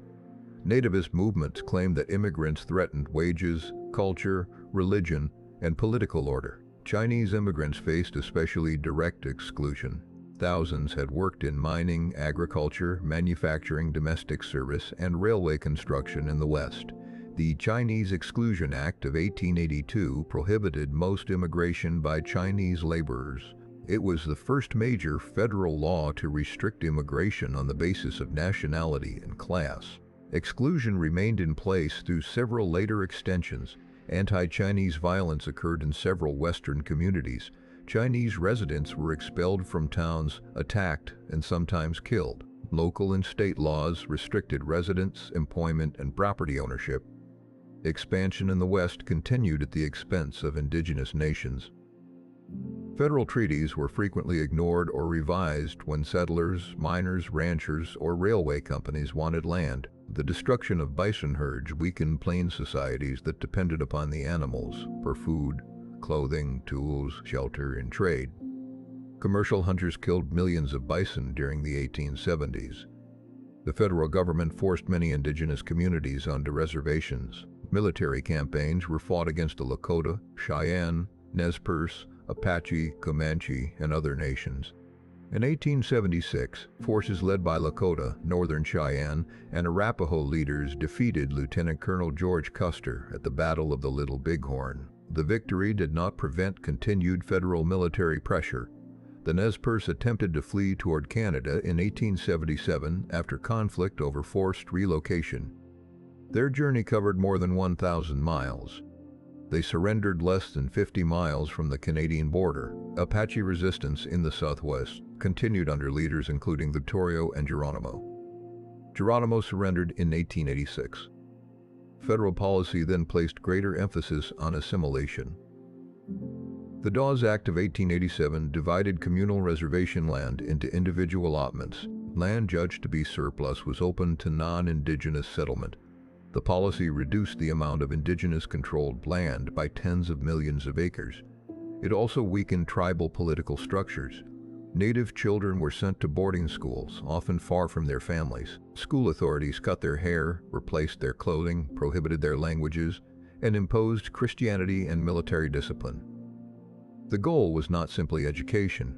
It was the removal of indigenous identity and the absorption of native people into the dominant society. In 1890, federal troops surrounded a group of Lakota at Wounded Knee in South Dakota. An attempt to disarm the group ended in gunfire. Soldiers killed several hundred Lakota men, women, and children. The event is commonly described as the Wounded Knee Massacre. It became a symbol of the violent conclusion of the major 19th century Indian Wars. Western settlement also transformed land use. The Homestead Act offered parcels of federal land to settlers who occupied and improved them. Farming expanded across the Great Plains. The arid climate made agriculture difficult in many areas. New steel plows, windmills, mechanical reapers, barbed wire, and railway connections made settlement more practical, but not always stable. Cattle ranching developed along routes from Texas to railway towns in Kansas. The open-range system declined as barbed wire divided the land and farmers occupied former grazing areas. Mining towns appeared after discoveries of gold, silver, copper, and other minerals. Some grew into permanent cities. Others disappeared when deposits were exhausted. The West was culturally diverse. Indigenous people, Mexican Americans, Chinese immigrants, European settlers, African American soldiers, ranchers, merchants, miners, farmers, and railway workers all participated in its development. The myth of an empty frontier ignored the people who already lived there. It also reduced complicated economic and military processes to stories of individual settlement. Farmers faced unstable crop prices, debt, high railroad charges, and expensive credit. Because global production increased, agricultural prices often fell even when farmers produced more. Rural protest produced organizations such as the Grange and the Farmers' Alliances. These groups supported railway regulation, cooperative purchasing, and political reform. The Populist Party emerged in the 1890s. Its Omaha platform called for government ownership of railroads and communications, a graduated income tax, direct election of senators, currency expansion, and other reforms. Populists hoped to unite farmers and industrial workers. In parts of the South, some also attempted interracial political cooperation. White supremacist violence and racial appeals weakened these efforts. The economic depression, beginning in 1893, intensified political conflict. Banks failed, railroads entered bankruptcy, unemployment increased, and public relief remained limited. A national debate developed over monetary policy. Supporters of the gold standard argued that stable currency encouraged investment. Supporters of free silver wanted expanded coinage to raise prices and make debt easier to repay. Democrat William Jennings Bryan supported silver in the presidential campaign of 1896. Republican William McKinley defended the gold standard and protective tariffs. McKinley won. The election helped establish a durable Republican advantage in national politics. It also signaled the decline of the Populist Party as an independent force. Reform continued through the progressive movement. Progressivism was not a single organization. It included journalists, social workers, middle-class professionals, labor activists, religious reformers, business leaders, and politicians. Progressives believed that government could regulate industrial capitalism, reduce corruption, improve public health, and apply professional expertise to social problems. Muckraking journalists investigated corporate abuses and urban poverty. Ida Tarbell wrote about Standard Oil. Lincoln Steffens examined municipal corruption. Upton Sinclair described the meatpacking industry in his novel, The Jungle. Public reaction to food contamination contributed to the Meat Inspection Act and the Pure Food and Drug Act of 1906. These measures increased federal supervision of food and medicine. Municipal governments expanded sanitation systems, building codes, parks, libraries, and public transportation. Reformers campaigned against political machines, although machines also provided jobs and services to immigrant neighborhoods. Settlement houses offered education, childcare, health services, and cultural programs. Jane Addams and Ellen Gates Starr founded Hull House in Chicago in 1889. Progressive reform could be paternalistic. Some reformers treated immigrant customs and working-class life as problems to be corrected. Others supported racial segregation, forced sterilization, or restrictions on immigration. The movement therefore combined democratic reform with assumptions that would later be recognized as discriminatory. Women played major roles in reform campaigns. They worked in temperance organizations, labor leagues, settlement houses, public health programs, and suffrage associations. The campaign for women's voting rights had continued since the middle of the 19th century. Organizations disagreed over strategy. Some pursued state-level victories. Others demanded a federal constitutional amendment. Western territories and states often granted women the vote before Eastern states did. Wyoming Territory recognized women's suffrage in 1869. The temperance movement argued that alcohol contributed to poverty, domestic violence, workplace accidents, and political corruption. It gained strong support among many Protestant groups and women's organizations. The 18th Amendment, ratified in 1919, prohibited the manufacture, sale, and transportation of intoxicating liquor. National prohibition began in 1920. Progressive presidents expanded federal regulation. Theodore Roosevelt became president after McKinley was assassinated in 1901.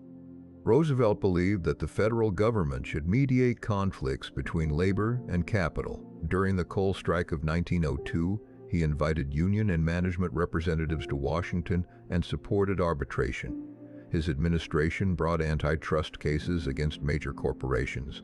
Roosevelt did not oppose all large businesses. He distinguished between corporations he considered responsible and those he considered abusive. Congress passed the Hepburn Act in 1906, increasing the regulatory authority of the Interstate Commerce Commission over railroad rates. Roosevelt also greatly expanded federal conservation. His administration created national forests, wildlife refuges, and protected lands. Conservation aimed to manage natural resources for long-term public use. Preservationists such as John Muir sometimes wanted land protected from economic development altogether. Conservationists such as Gifford Pinchot supported planned use under scientific management.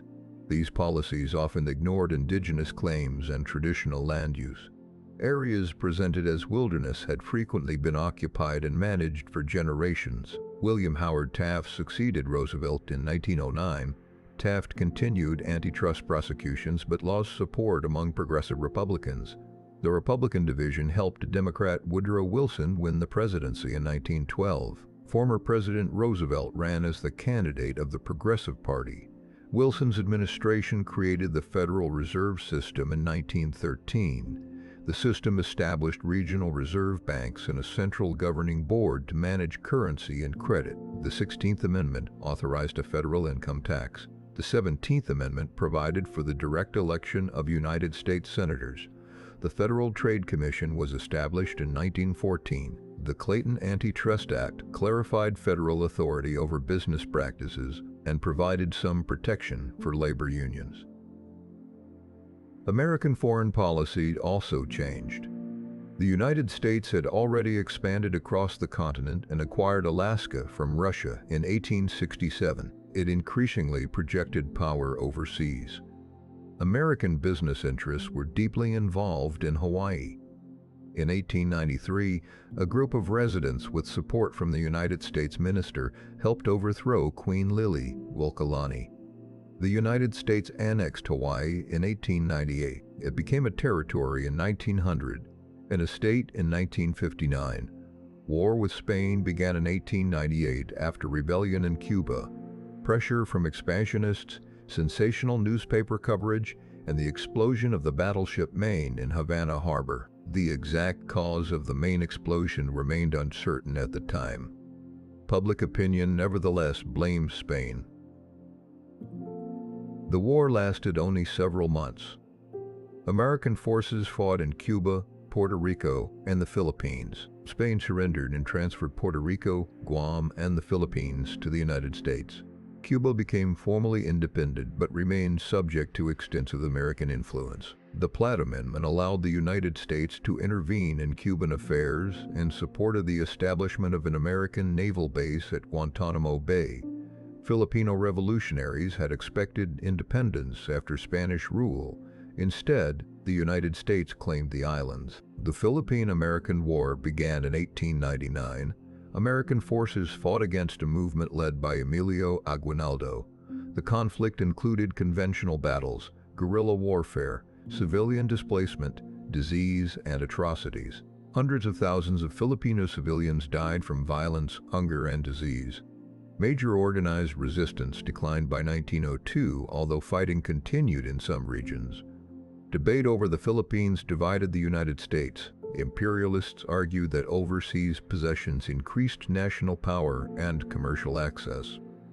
Anti-imperialists argued that governing another people without consent violated republican principles. The Supreme Court addressed the constitutional status of territories in decisions called the Insular Cases. The court held that full constitutional rights did not automatically extend to every territory under American control. Puerto Rico remains an unincorporated territory. Its residents received United States citizenship in 1917, but do not have voting representation in Congress and cannot vote for president while residing on the island. The United States supported Panamanian independence from Colombia in 1903. A treaty then granted the United States control over a canal zone. Construction of the Panama Canal required massive excavation, engineering, disease control, and labor from the Caribbean, Europe, the United States, and other regions. The canal opened in 1914. It reduced the maritime distance between the Atlantic and Pacific coasts and became strategically important for trade and naval movement.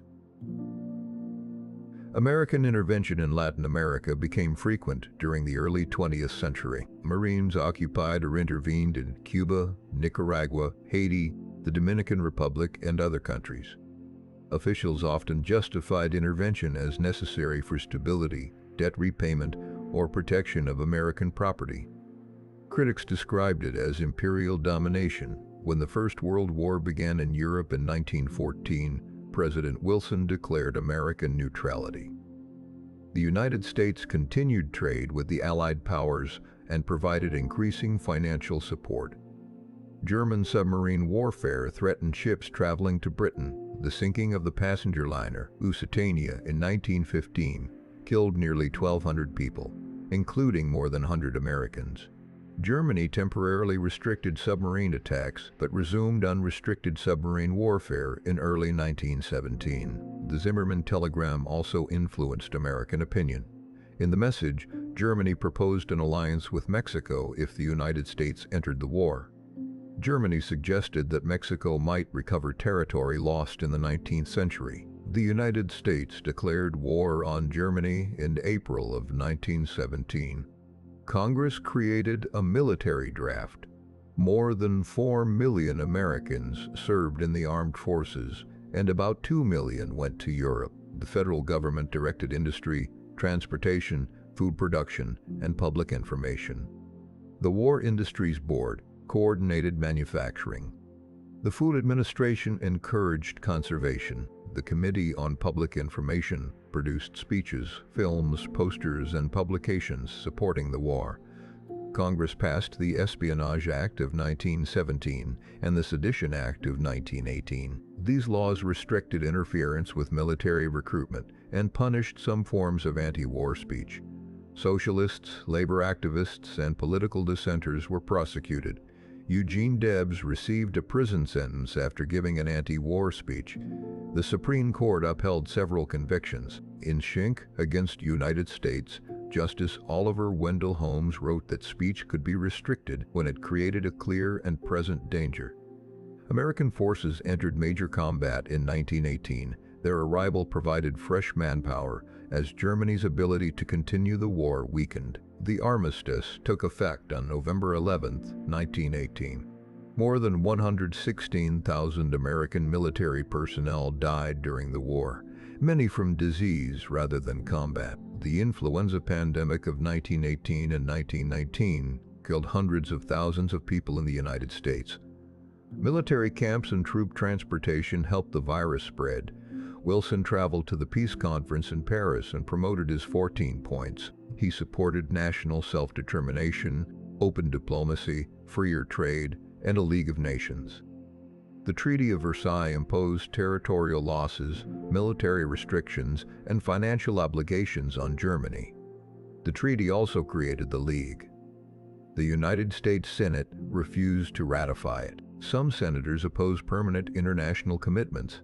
Others wanted conditions protecting congressional authority.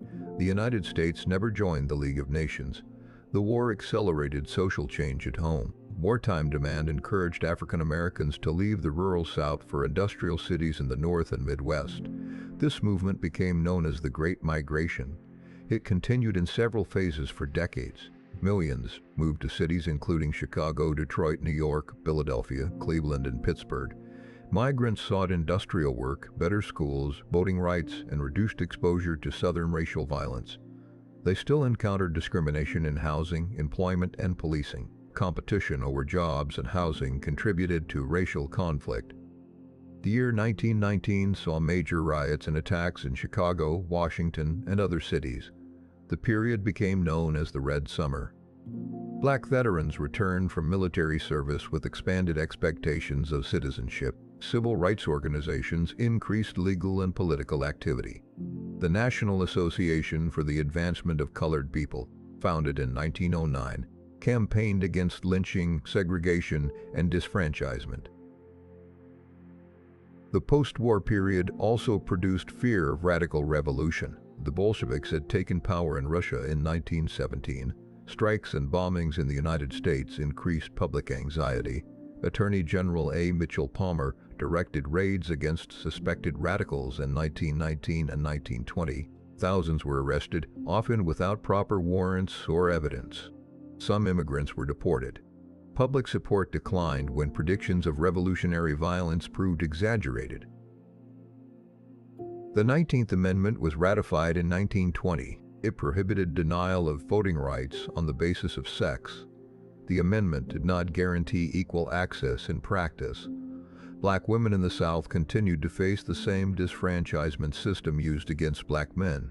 Native American women did not all possess recognized citizenship. Asian immigrants were often barred from naturalization. Nevertheless, the amendment expanded the formal electorate and marked the success of a campaign that had lasted generations. The 1920s brought economic growth, mass consumption, cultural experimentation, and political conservatism. Automobile production transformed daily life. Henry Ford had introduced moving assembly line methods before the war. By simplifying tasks and increasing production, manufacturer reduced prices. The number of registered automobiles increased rapidly. Road construction expanded. Gas stations, repair shops, motels, roadside restaurants, and suburban developments followed. Automobiles increased mobility but also produced congestion, pollution, traffic deaths, and new forms of urban planning. Electricity spread through cities and towns. Households purchased radios, refrigerators, vacuum cleaners, washing machines, and other appliances. Consumer credit allowed people to buy goods through installment payments. Advertising became a major industry. Radio created a national mass audience. Families listened to news, music, comedy, religious programs, sports, and commercial announcements. Motion pictures developed into a major industry centered in Hollywood. Silent film gave way to synchronized sound near the end of the decade. The census of 1920 recorded for the first time that a majority of Americans lived in urban rather than rural areas. Cultural conflict accompanied this shift. Some Protestant fundamentalists opposed modernist interpretations of religion and the teaching of evolution. The Scopes trial of 1925 began when a Tennessee teacher agreed to test a state law prohibiting the teaching of human evolution in public schools. The trial attracted national attention. Scopes was convicted, although the verdict was later overturned on a technical matter. Prohibition began in 1920.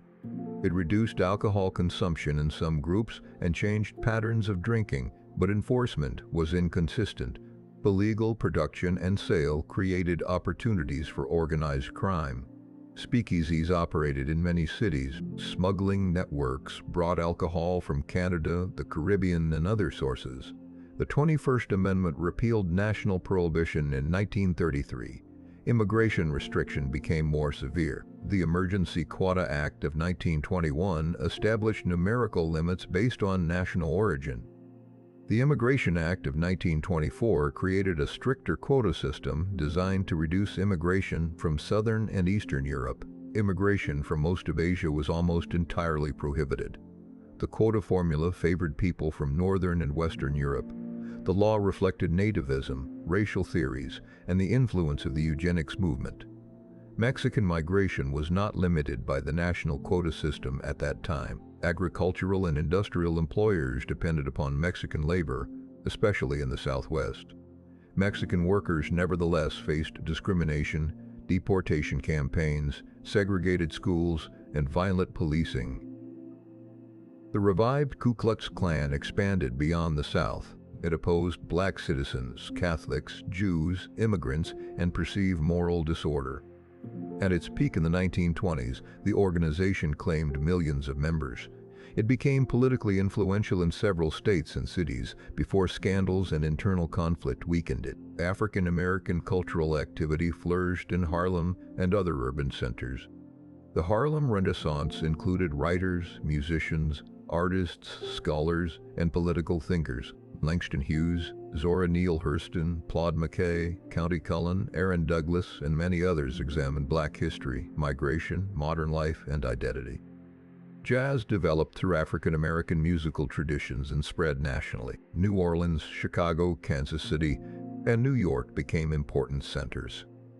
Black political movements also differed in strategy. Marcus Garvey promoted Black nationalism, economic independence, and global solidarity through the Universal Negro Improvement Association. The federal government prosecuted Garvey for mail fraud. He was imprisoned and later deported. The economic prosperity of the 1920s was uneven. Productivity increased, but wages did not always keep pace. Farmers experienced severe difficulty throughout much of the decade. Agricultural prices had risen during the war. Farmers borrowed money to buy land and machinery. When European production recovered, prices fell. Many rural banks failed before the national economic collapse. Tenant farmers and sharecroppers remained especially vulnerable. Stock prices rose rapidly in the late 1920s. Investors bought shares with borrowed money. Confidence became increasingly detached from underlying economic conditions. The stock market fell sharply in October of 1929. The crash did not by itself cause the Great Depression, but it intensified a broad economic contraction. Banks had made risky loans and held inadequate reserves. When depositors demanded cash, thousands of banks failed. Industrial production fell. Construction declined. International trade contracted.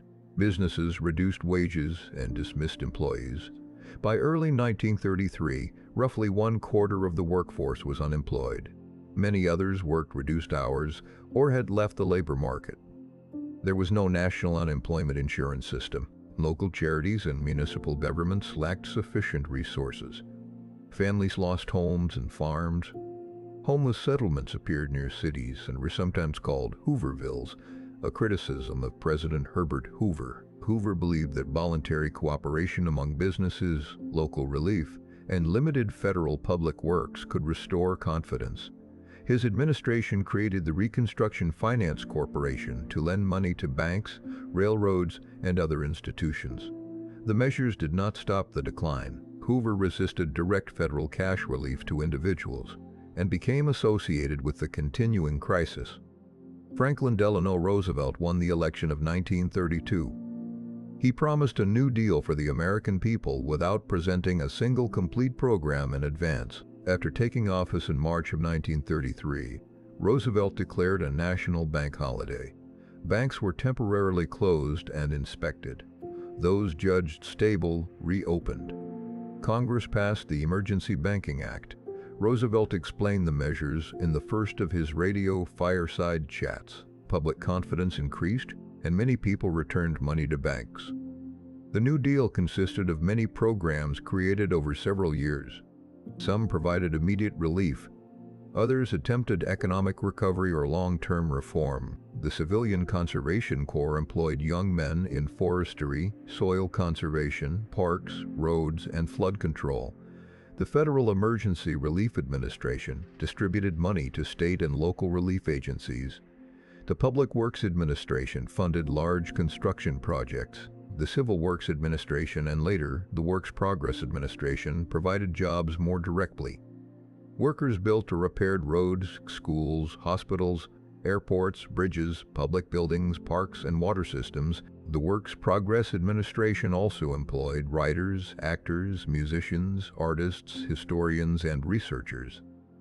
Federal projects documented local history, produced plays, painted murals, and recorded interviews with formerly enslaved people. The Agricultural Adjustment Administration attempted to raise farm prices by limiting production.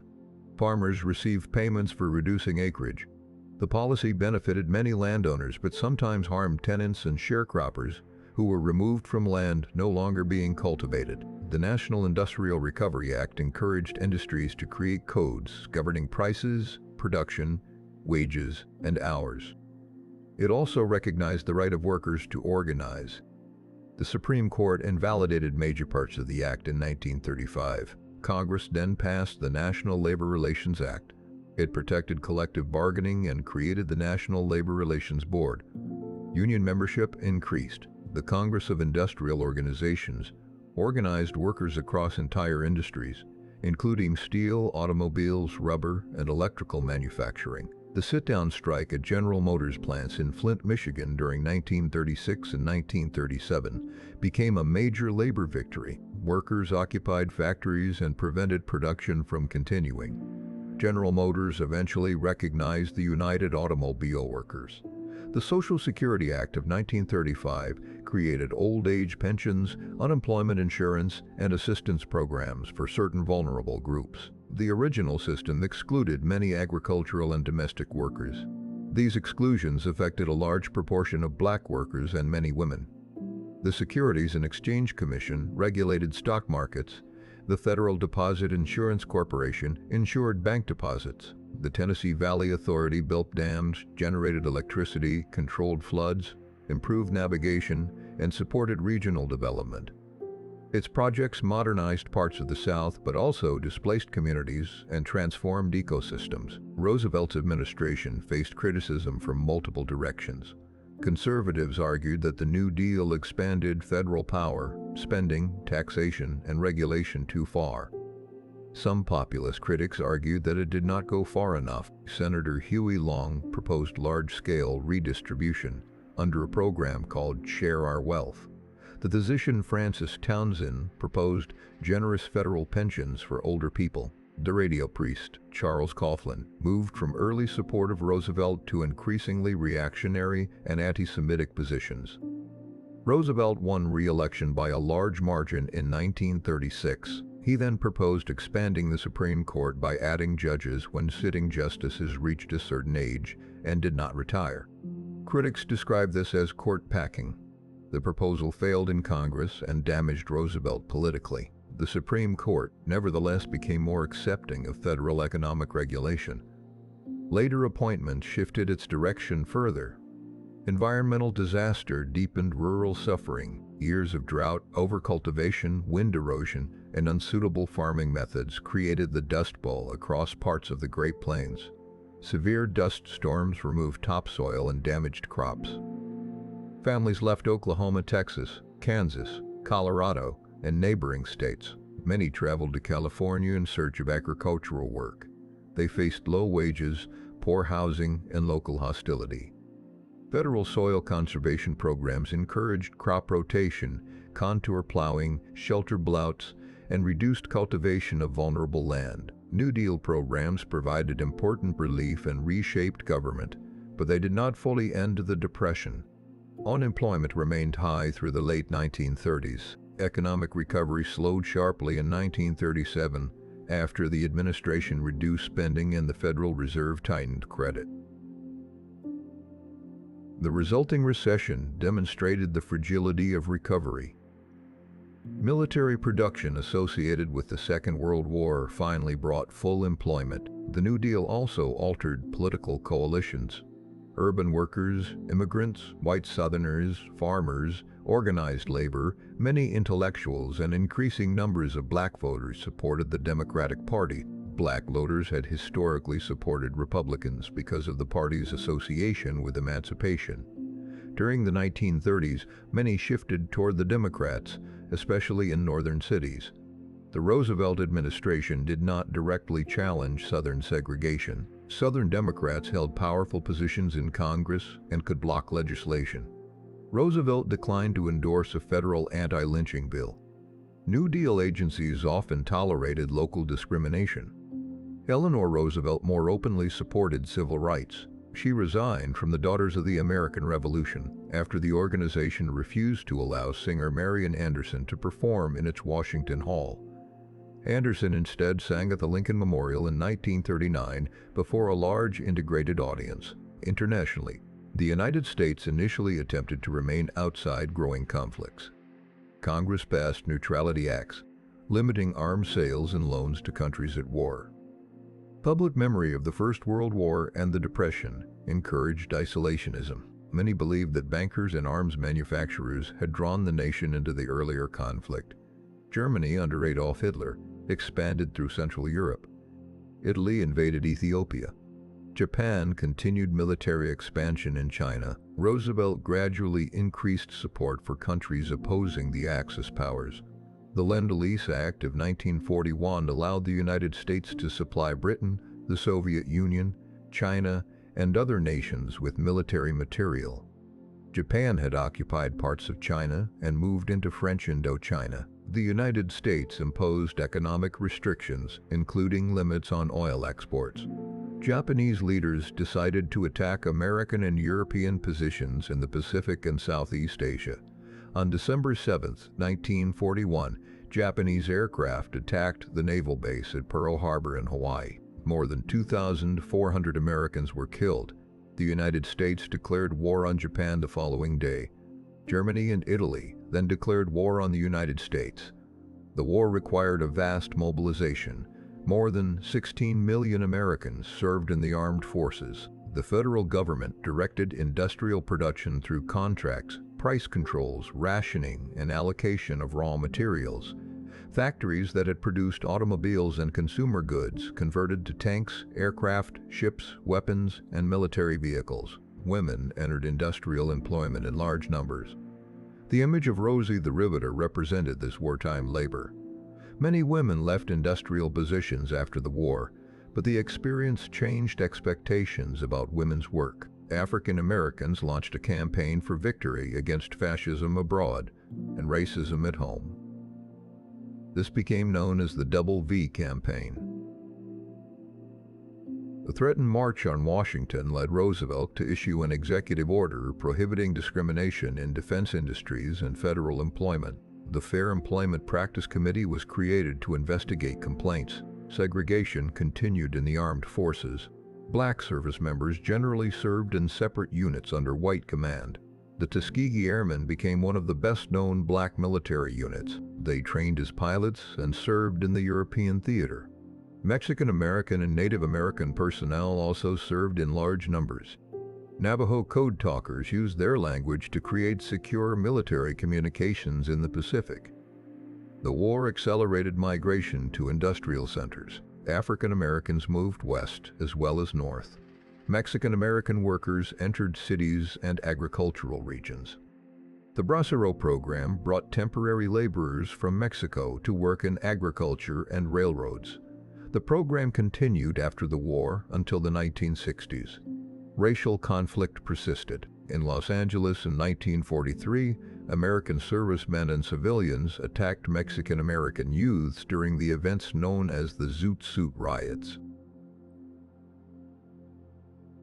The federal government forcibly relocated and incarcerated people of Japanese ancestry from the West Coast. Executive Order 9066 authorized military exclusion zones. About 120,000 people were removed. Most were American citizens. Families lost homes, farms, businesses, and property. They were held in camps surrounded by fences and guarded by armed personnel. No comparable mass removal was imposed on German Americans or Italian Americans. The Supreme Court upheld the exclusion policy in Korematsu against the United States in 1944. Decades later, the federal government apologized and paid compensation to surviving detainees. American forces fought in North Africa, Europe, and the Pacific. In Europe, the United States and Britain prioritized the defeat of Germany. Allied forces invaded North Africa in 1942 and Sicily and Italy in 1943. Italy's government surrendered, though German forces continued fighting there. On June 6, 1944, Allied troops landed in Normandy. The invasion opened a major Western front. American, British, Canadian, and other Allied forces advanced into France and toward Germany. Soviet forces advanced from the east. Germany surrendered in May of 1945. The Nazi regime had murdered 6 million Jews in the Holocaust. It also persecuted and killed Roma, disabled people, Soviet prisoners of war, Polish civilians, gay men, political opponents, and others. American soldiers encountered concentration camps during the final advance. Reports and photographs revealed the scale of systematic murder. The Pacific War involved island campaigns, naval battles, submarine warfare, and strategic bombing. The Battle of Midway in June of 1942 severely weakened Japanese carrier forces. American troops then advanced through selected islands toward Japan. Battles on Iwo Jima and Okinawa produced extremely heavy casualties. Japanese resistance and kamikaze attacks contributed to American expectations that an invasion of the home islands would be costly. The Manhattan Project developed the atomic bomb. It involved secret facilities, large industrial operations, and scientists led by figures including J. Shin, Robert Oppenheimer. The first nuclear device was tested in New Mexico in July of 1945. The United States dropped an atomic bomb on Hiroshima on August 6. A second bomb was dropped on Nagasaki on August 9. Tens of thousands died immediately. Many more died later from injuries and radiation. The Soviet Union declared war on Japan and invaded Japanese-held territory in Northeast Asia at the same time.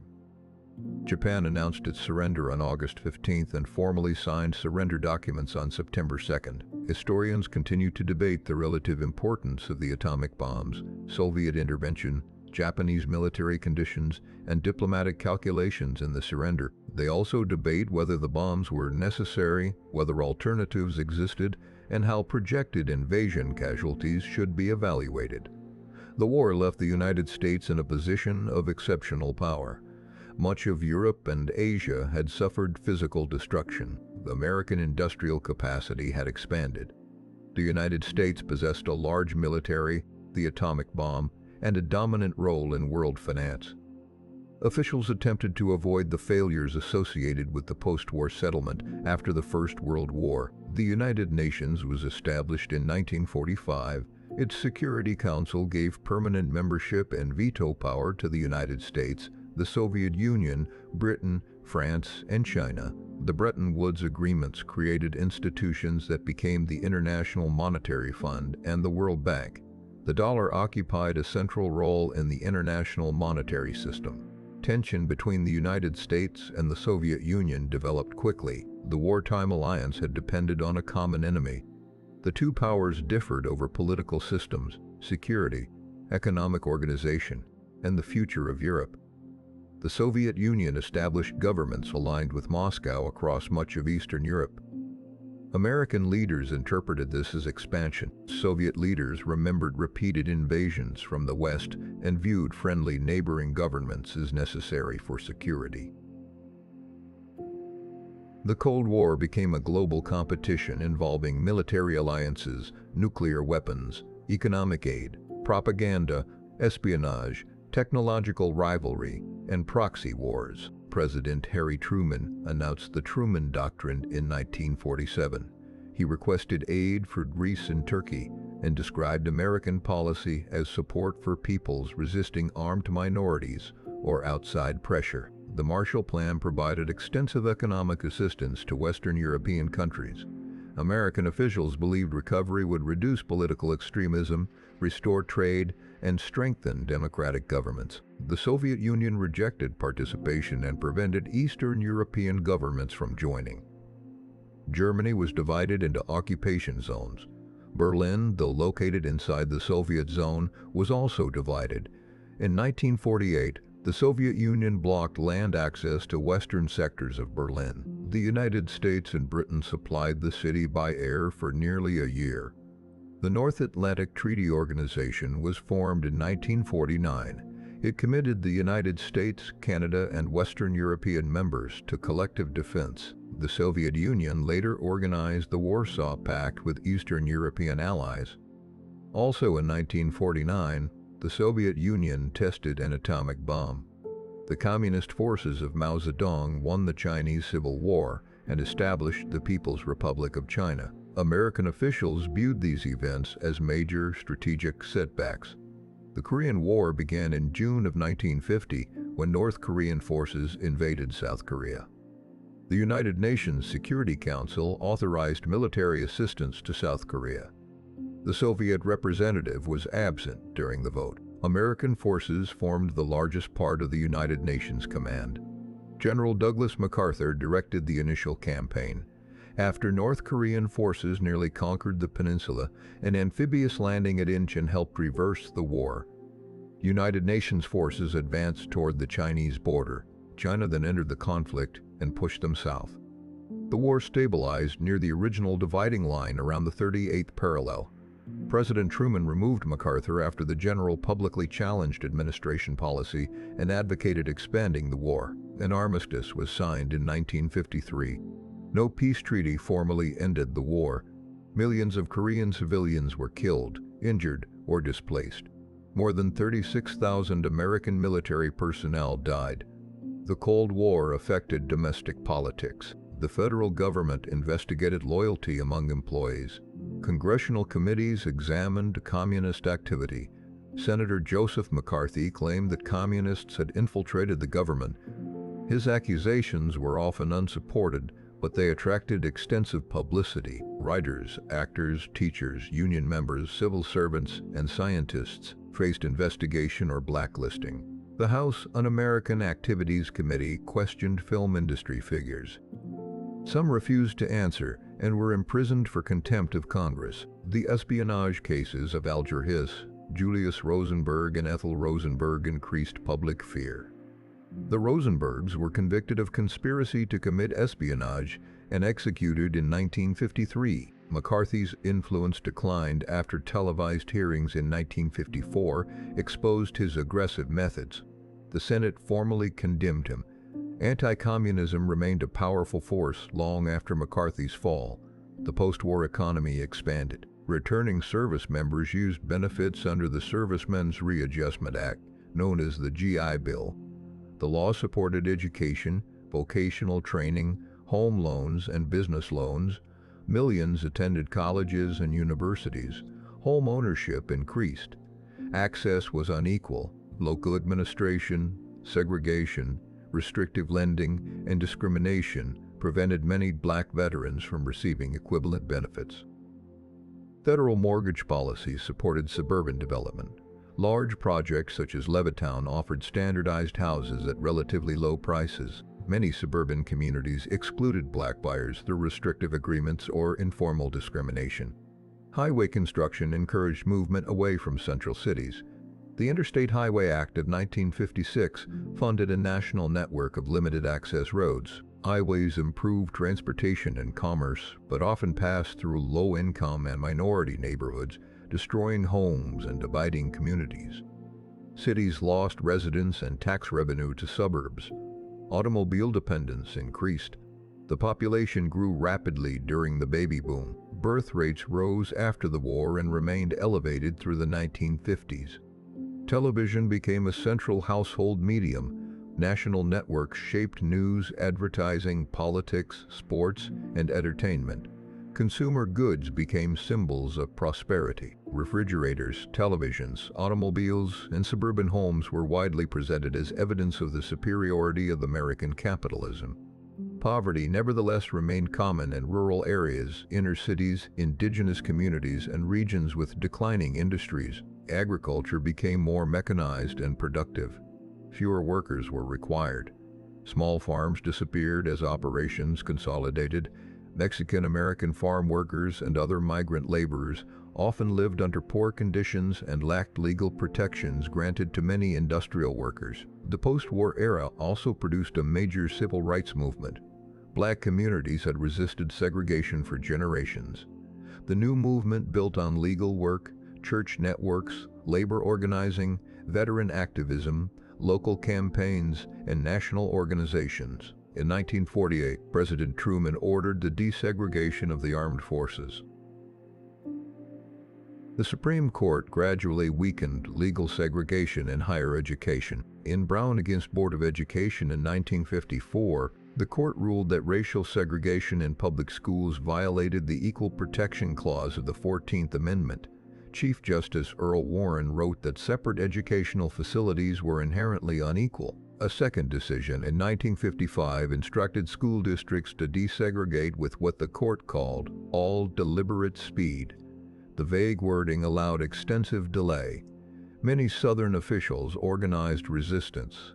Some districts closed public schools rather than integrate them. In Montgomery, Alabama, Rosa Parks was arrested in December of 1955 after refusing to surrender her bus seat to a white passenger. Local activists organized a bus boycott. Martin Luther King Jr., a young minister, became a prominent spokesman. The boycott lasted more than a year. The Supreme Court allowed a ruling against bus segregation to stand. The movement used nonviolent protest, economic pressure, legal action, and organized community support. In 1957, 9 black students attempted to enter Central High School in Little Rock, Arkansas. Governor Orville Faubus used the National Guard to block them. President Dwight Eisenhower placed the Guard under federal authority and sent troops to enforce integration. The students entered under military protection and endured sustained harassment. Congress passed Civil Rights Acts in 1957 and 1960. The laws were limited but represented the first federal civil rights legislation since Reconstruction. Young activists expanded direct action. In 1960, black college students sat at a segregated lunch counter in Greensboro, North Carolina. The sit-in movement spread quickly. Students formed the Student Nonviolent Coordinating Committee. In 1961, interracial groups known as Freedom Riders rode buses through the South to test federal rulings against segregation in interstate travel. Mobs attacked riders in Alabama. One bus was burned. Federal officials eventually pressured regulators to enforce desegregation. Civil rights campaigns developed in Albany, Birmingham, Selma, and many other communities. In Birmingham in 1963, police used dogs and high-pressure water hoses against demonstrators, including children. Television coverage damaged the city's national and international reputation. King wrote his letter from Birmingham jail in response to white clergy who criticized the protests as untimely. In August of 1963, more than 200,000 people gathered for the March on Washington for Jobs and Freedom. King delivered his best-known speech at the Lincoln Memorial. Other speakers emphasized employment, voting, housing, and federal legislation. President John Kennedy had proposed a civil rights bill. After Kennedy was assassinated in November of 1963, President Lyndon Johnson pressed Congress to pass it. The Civil Rights Act of 1964 prohibited segregation in public accommodations and discrimination in employment on the basis of race, color, religion, sex, or national origin. It also strengthened federal authority to enforce school desegregation and voting rights. The Mississippi Freedom Summer of 1964 brought volunteers to support voter registration and education. 3 civil rights workers, James Chaney, Andrew Goodman, and Michael Schwerner, were murdered. The Mississippi Freedom Democratic Party challenged the seating of an all-white state delegation at the Democratic National Convention.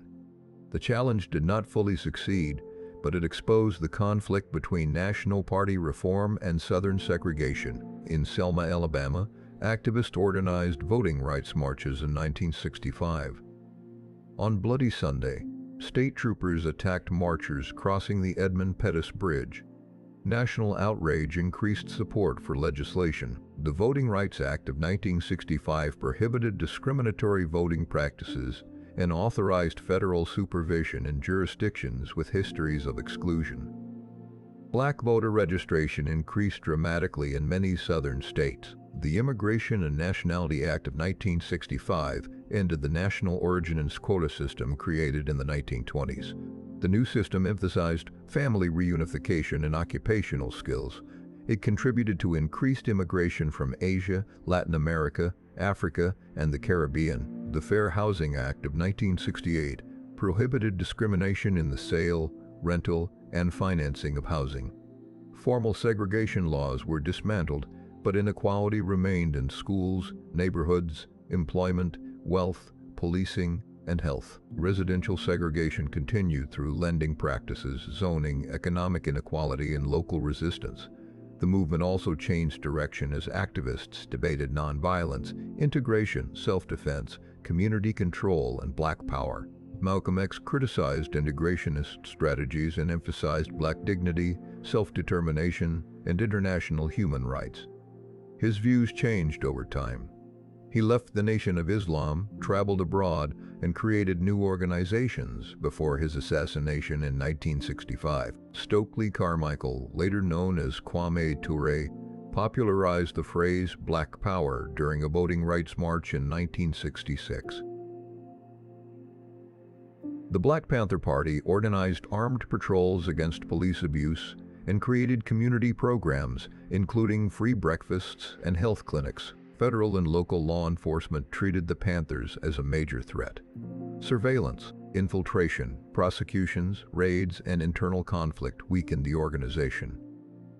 Urban uprisings occurred in Los Angeles, Newark, Detroit, Washington, and other cities during the 1960s. Causes included police violence, unemployment, poor housing, segregation, and exclusion from political power. A federal commission concluded that the nation was moving toward separate and unequal societies divided by race. Martin Luther King Jr. increasingly addressed economic inequality and the Vietnam War. He was assassinated in Memphis in April of 1968 while supporting striking sanitation workers. His death produced grief and unrest across the country. The federal government also expanded social policy during the 1960s. President Johnson declared a war on poverty and promoted a legislative program called the Great Society. Medicare created health insurance for older Americans. Medicaid supported medical care for eligible low-income people. Federal aid to education expanded. Food assistance, housing programs, legal services, and community action agencies received support. The Elementary and Secondary Education Act increased federal involvement in schools serving low-income communities. The creation of Medicare and Medicaid permanently expanded the role of the federal government in healthcare. The Supreme Court under Chief Justice Warren issued decisions concerning criminal procedure, legislative representation, religion, and privacy. Gideon against Wainwright required states to provide attorneys to indigent defendants charged with serious crimes. Miranda against Arizona required police to inform detained suspects of certain constitutional rights before custodial questioning. Griswold against Connecticut recognized a constitutional protection for marital privacy in a case involving contraception. The court also required state legislative districts to reflect population more equally. These decisions produced conservative criticism that judges were exceeding their proper authority. Cold War policy remained central. The United States developed hydrogen bombs and long-range delivery systems. The Soviet Union did the same. Both powers accumulated arsenals capable of destroying cities and causing global catastrophe. The strategy of nuclear deterrence depended upon the expectation that an attack would produce devastating retaliation. Civil defense programs instructed Americans to prepare shelters and emergency supplies. School children practiced drills. The danger was not theoretical. In October of 1962, American reconnaissance discovered Soviet nuclear missile installations in Cuba. President Kennedy ordered a naval quarantine. For nearly 2 weeks, the United States and the Soviet Union approached direct conflict. Soviet leader Nikita Khrushchev agreed to remove the missiles. The United States publicly promised not to invade Cuba and privately agreed to remove missiles from Turkey. The crisis encouraged improved communication and later arms control agreements. American involvement in Vietnam grew from the broader policy of containing communism. Vietnam had been part of French Indochina. After the Second World War, the independence movement led by Ho Chi Minh fought French rule. France was defeated in 1954. Vietnam was temporarily divided between a communist government in the north and an anti-communist government in the south. Elections intended to reunify the country were not held. The United States supported South Vietnam with money, equipment, and military advisors. Officials feared that a communist victory would lead to further changes across Southeast Asia. President Kennedy increased the number of advisors. President Johnson greatly expanded direct American participation. After reported attacks involving American naval vessels in the Gulf of Tonkin in 1964, Congress gave Johnson broad authority to use military force. The details of the second reported attack were uncertain, but the resolution passed with little opposition. The United States began sustained bombing of North Vietnam and sent large ground forces to South Vietnam. At the peak, more than 500,000 American military personnel were stationed there. The American forces possessed overwhelming firepower, but faced a political and military struggle that did not depend solely on conventional battles. The National Liberation Front, commonly called the Viet Cong, operated in South Vietnam. North Vietnamese forces also fought directly. The war caused immense destruction in Vietnam, Laos, and Cambodia. Bombing, artillery, defoliants, mines, and displacement affected civilian populations. The United States used chemical herbicides, including Agent Orange, to remove vegetation and destroy crops. Exposure produced long-term health and environmental consequences. The Tet Offensive began in early 1968.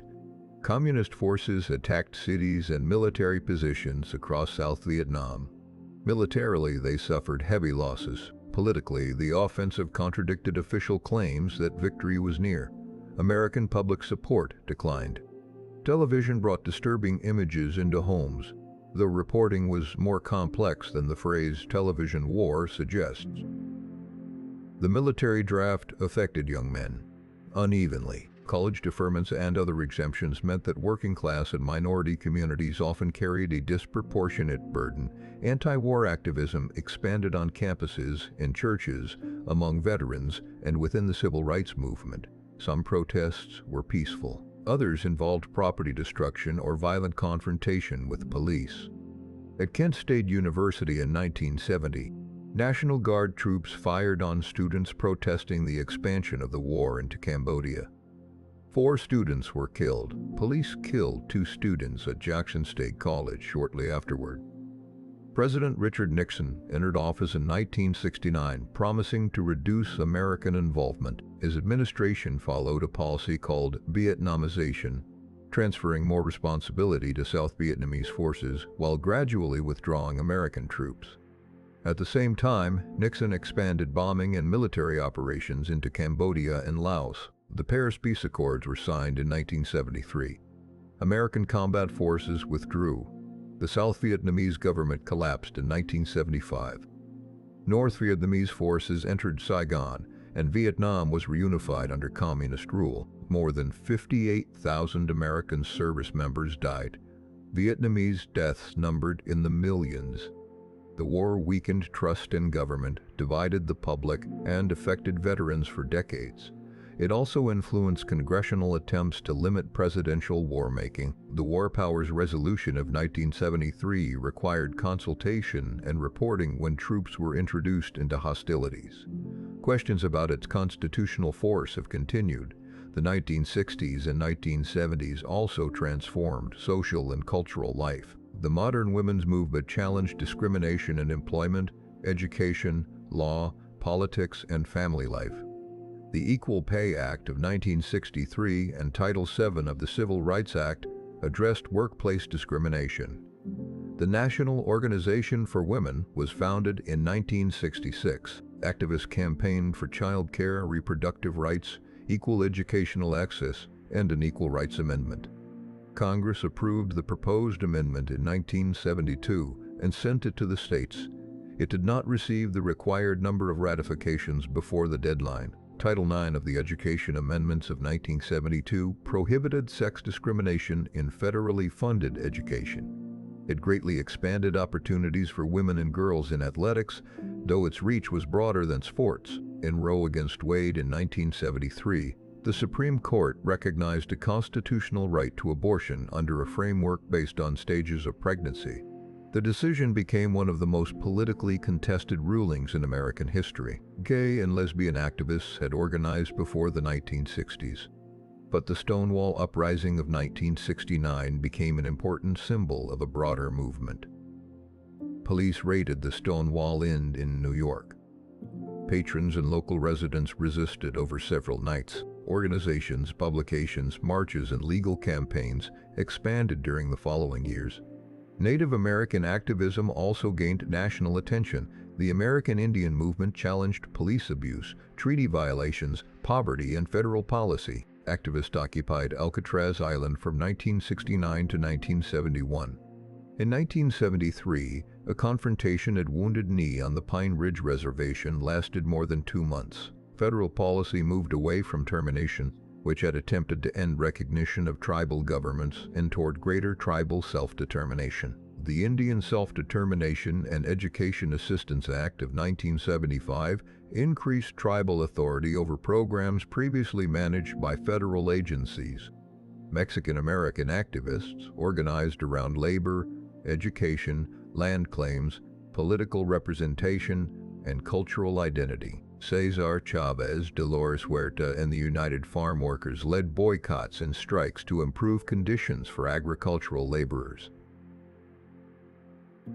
The Great Boycott became a major national campaign. The Chicano movement supported bilingual education, student activism, voting campaigns, and recognition of Mexican-American history. Puerto Rican activists in cities such as New York and Chicago organized around housing, schools, healthcare, policing, and political power. Asian American activism developed a broader pan-ethnic identity and opposed discrimination, war, and stereotypes. Environmentalism became a major national movement. Rachel Carson's book Silent Spring, published in 1962, examined the ecological effects of pesticides. The first Earth Day was observed in 1970. Congress created or strengthened major environmental laws. The Clean Air Act, Clean Water Act, Endangered Species Act, and National Environmental Policy Act expanded federal regulation. The Environmental Protection Agency was established in 1970. The modern environmental system produced cleaner air and water in many areas, though enforcement and economic costs remained subjects of political conflict. President Nixon combined conservative politics with several major regulatory initiatives. He pursued improved relations with China and détente with the Soviet Union. Nixon visited the People's Republic of China in 1972. The visit helped transform relations after more than 2 decades of hostility. His administration negotiated the Strategic Arms Limitation Treaty with the Soviet Union. At home, Nixon appealed to voters who believed that protest, crime, social change, and federal power had produced disorder. The political strategy contributed to a long-term conservative realignment, especially among white Southern voters. The Watergate scandal ended Nixon's presidency. In June of 1972, men connected to Nixon's re-election organization were arrested after breaking into Democratic Party offices in the Watergate complex.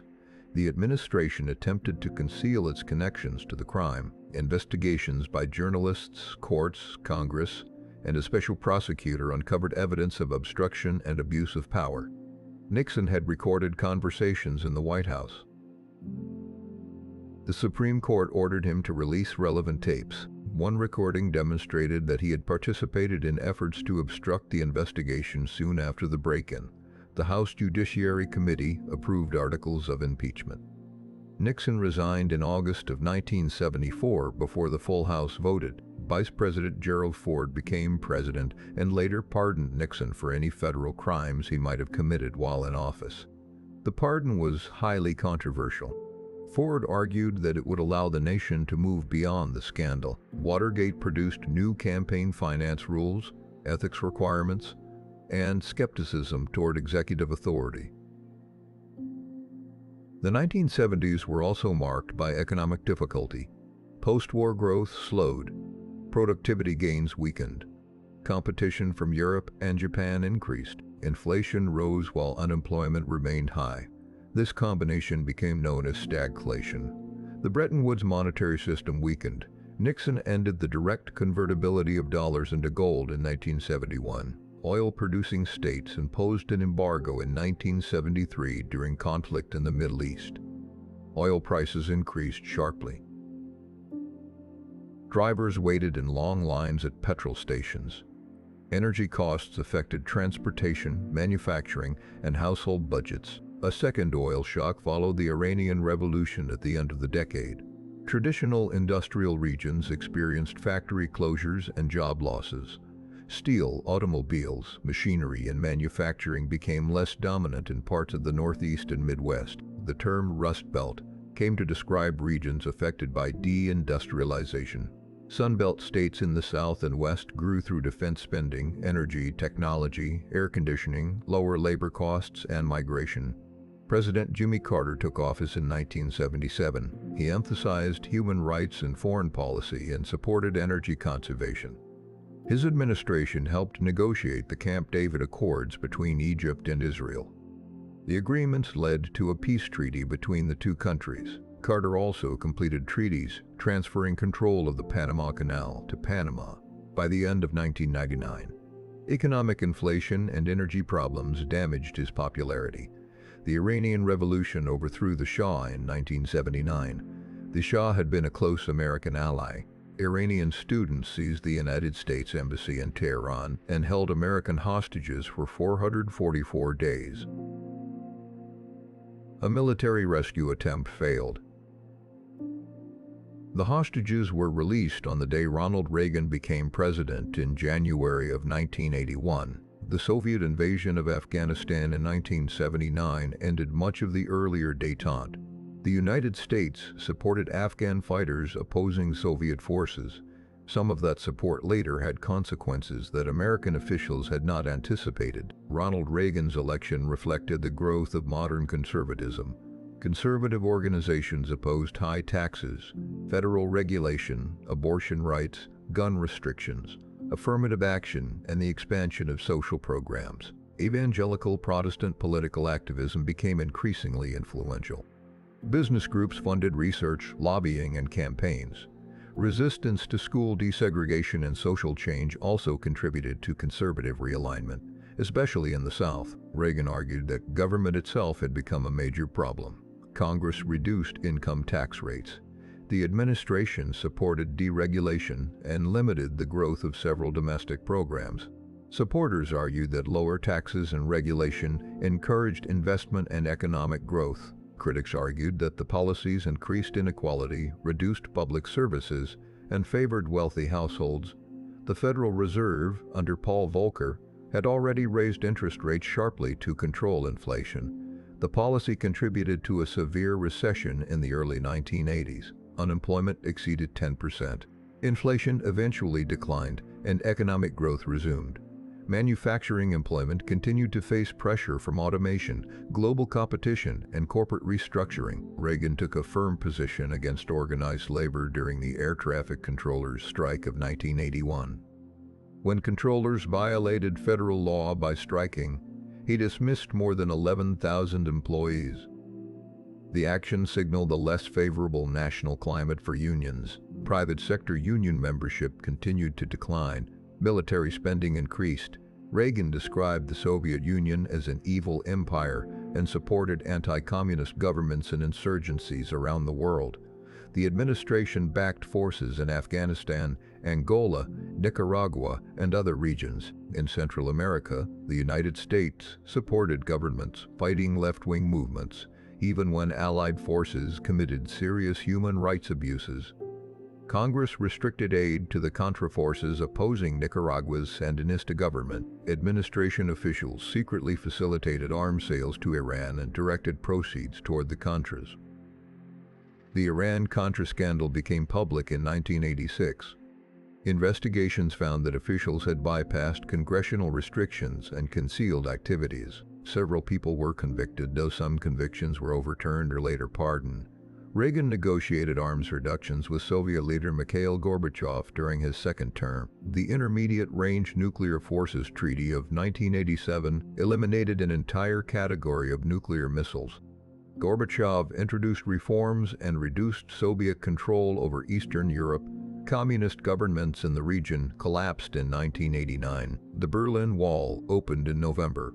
Germany reunited in 1990. The Soviet Union dissolved in December of 1991 during the presidency of George H.W. Bush. The Cold War ended without direct full-scale war between the two superpowers. Its proxy conflicts, authoritarian alliances, arms races, and interventions had nevertheless caused enormous damage around the world. Domestic society continued to change during the 1980s. Immigration increased from Latin America and Asia. Congress passed the Immigration Reform and Control Act of 1986. The law granted legal status to several million undocumented immigrants who met certain conditions. It also prohibited employers from knowingly hiring unauthorized workers. Enforcement remained inconsistent. Unauthorized immigration continued. The AIDS epidemic became a national health crisis.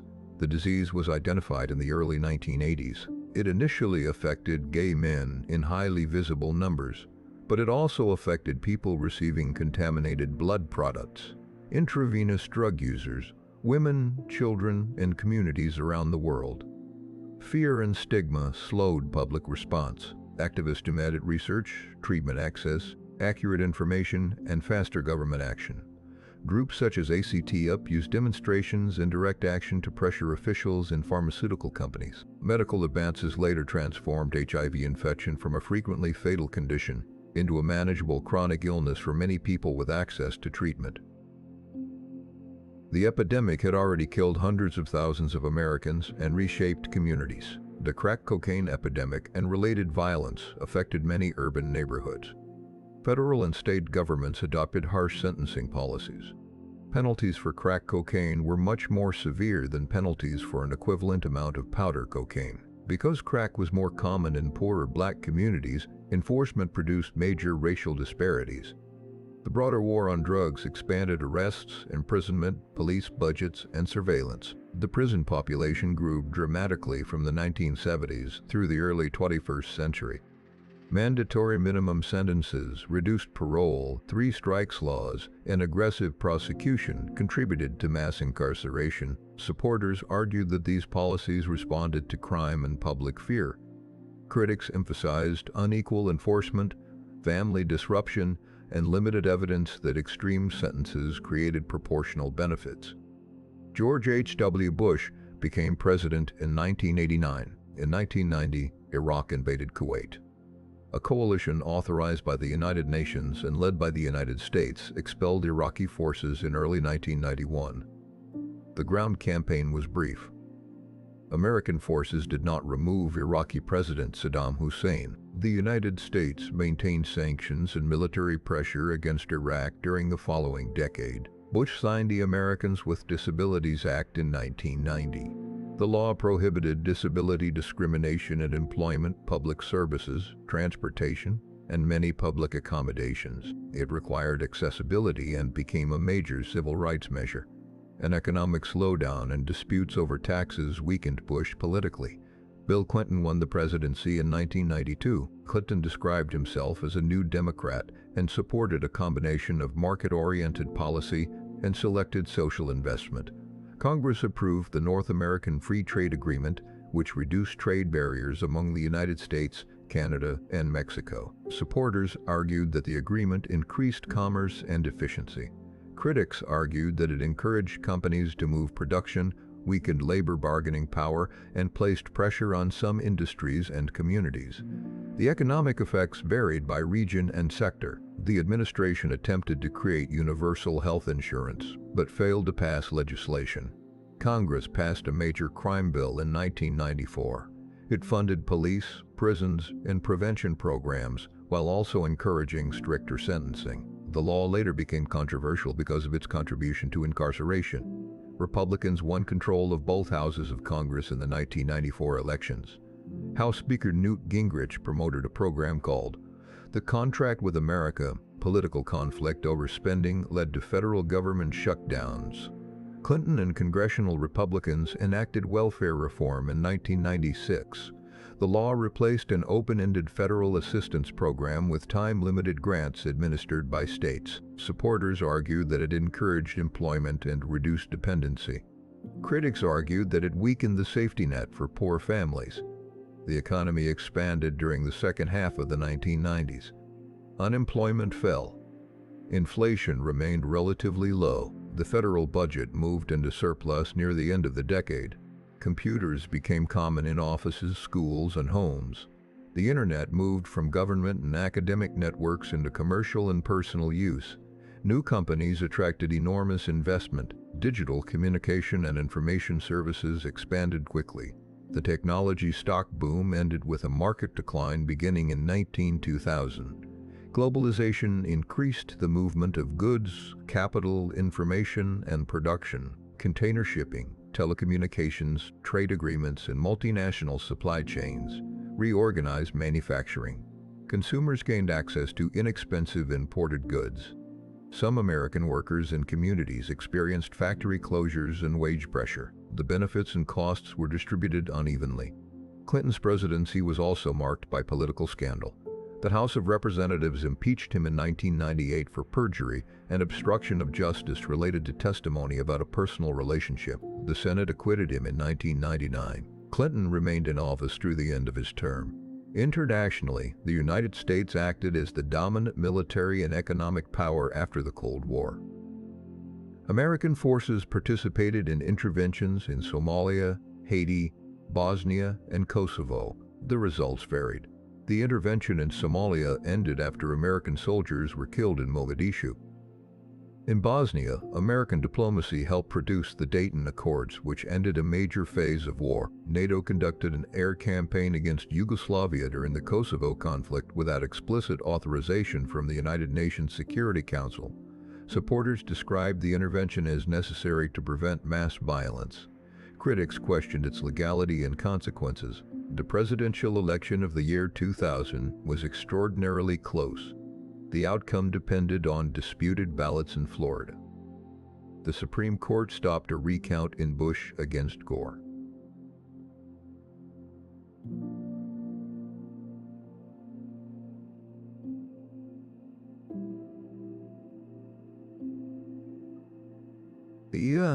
Bush won Florida's electoral votes and therefore the presidency, although Al Gore received more votes nationally.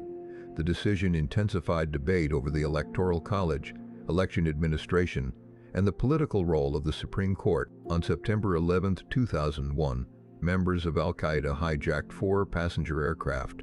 2 planes struck the towers of the World Trade Center in New York. A third struck the Pentagon. Passengers resisted aboard the 4th, which crashed in Pennsylvania. Nearly 3,000 people were killed.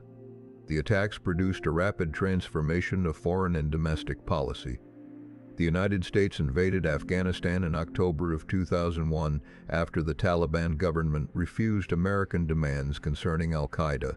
American and Allied forces removed the Taliban from major cities and supported a new Afghan government.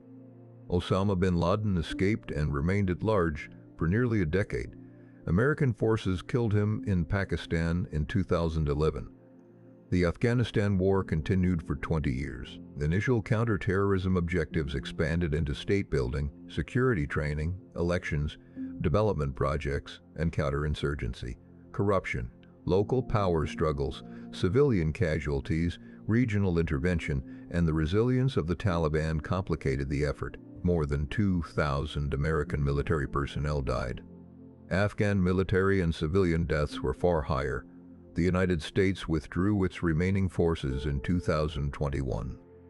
The Afghan government collapsed quickly, and the Taliban returned to power. After September 11th, Congress authorized broad military action against those responsible for the attacks and associated forces. The authorization became the legal basis for operations in several countries over many years. Congress also passed the USA Patriot Act. It expanded government surveillance, information sharing, financial tracking, and investigative powers. Supporters argued that the law improved counterterrorism. Critics warned about privacy, secrecy, and inadequate oversight. The Department of Homeland Security was created in 2002 by combining numerous agencies. Airport security became a federal responsibility under the Transportation Security Administration. The government detained suspected terrorists at the naval base at Guantanamo Bay in Cuba. Some detainees were held for years without ordinary criminal trials. Interrogation programs included methods widely regarded as torture. Legal challenges reached the Supreme Court, which rejected some administration claims of unlimited executive authority. The Bush administration also argued that Iraq possessed weapons of mass destruction and had violated United Nations obligations. The United States and Allied forces invaded Iraq in March of 2003. Saddam Hussein's government fell quickly. No active stockpiles of the predicted chemical and biological weapons were found. The occupation dismantled major institutions of the Iraqi state. Insurgency, sectarian violence, terrorism, and political fragmentation followed. The Abu Ghraib prison scandal revealed abuse of Iraqi detainees by American personnel. American troop levels increased during the surge of 2007. Violence later declined, although historians debate the relative importance of the surge. Local Sunni opposition to al-Qaeda, ceasefires, and demographic separation. American forces formally ended their main combat mission and later withdrew, though troops returned in a more limited role during the campaign against the Islamic State. The Iraq War killed thousands of American service members and very large numbers of Iraqis. It damaged American credibility and intensified domestic political division. At home, the early 2000s combined tax reductions, increased military spending, housing expansion, and growing household debt. Financial institutions created and sold complex securities linked to mortgages. Lenders issued loans to borrowers with limited ability to repay. Housing prices rose, encouraging the belief that refinancing or sale would prevent losses. Regulators, rating agencies, financial firms, investors, and borrowers all participated in a system that underestimated risk. Housing prices began falling. Mortgage defaults increased, securities lost value. In 2007 and 2008, financial stress spread through banks and investment firms. Lehman Brothers entered bankruptcy in September of 2008. Credit markets froze, stock prices fell, and businesses reduced investment. Congress authorized a large financial rescue program. The Federal Reserve provided emergency lending and lowered interest rates. The recession became the most severe economic downturn since the Great Depression. Millions lost jobs, homes, and savings. Unemployment reached 10%.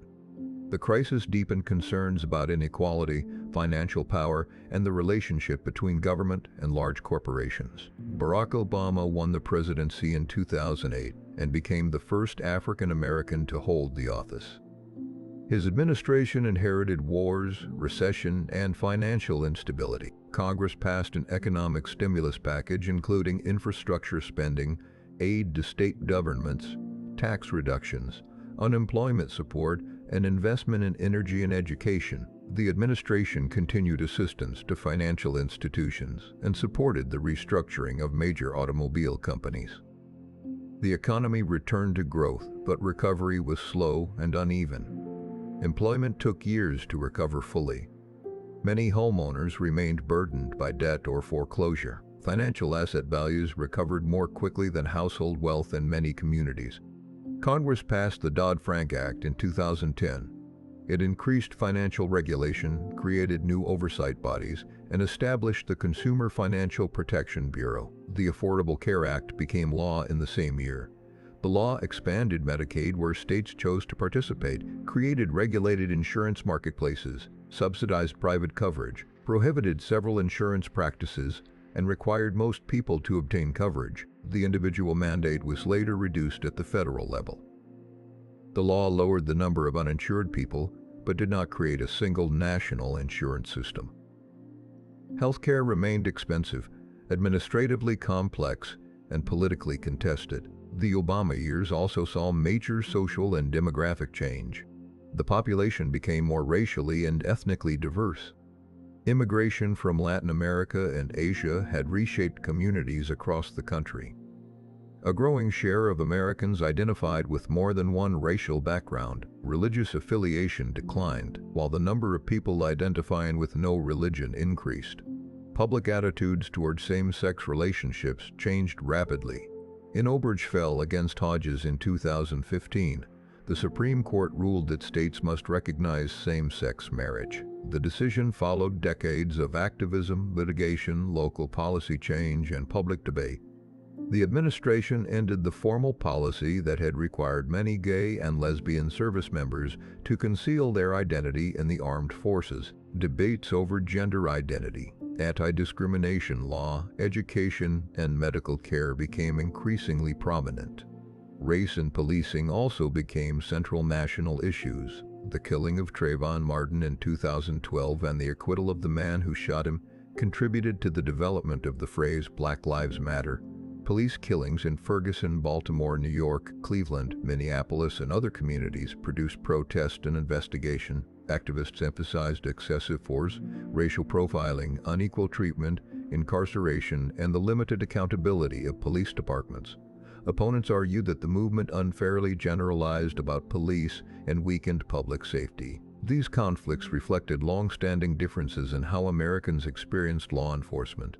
The Obama administration also faced renewed conflict over voting rules. The Supreme Court's decision in Shelby County against Holder in 2013 invalidated the formula used to determine which jurisdictions required federal approval before changing election procedures. Several states then enacted new identification requirements, registration rules, and voting restrictions.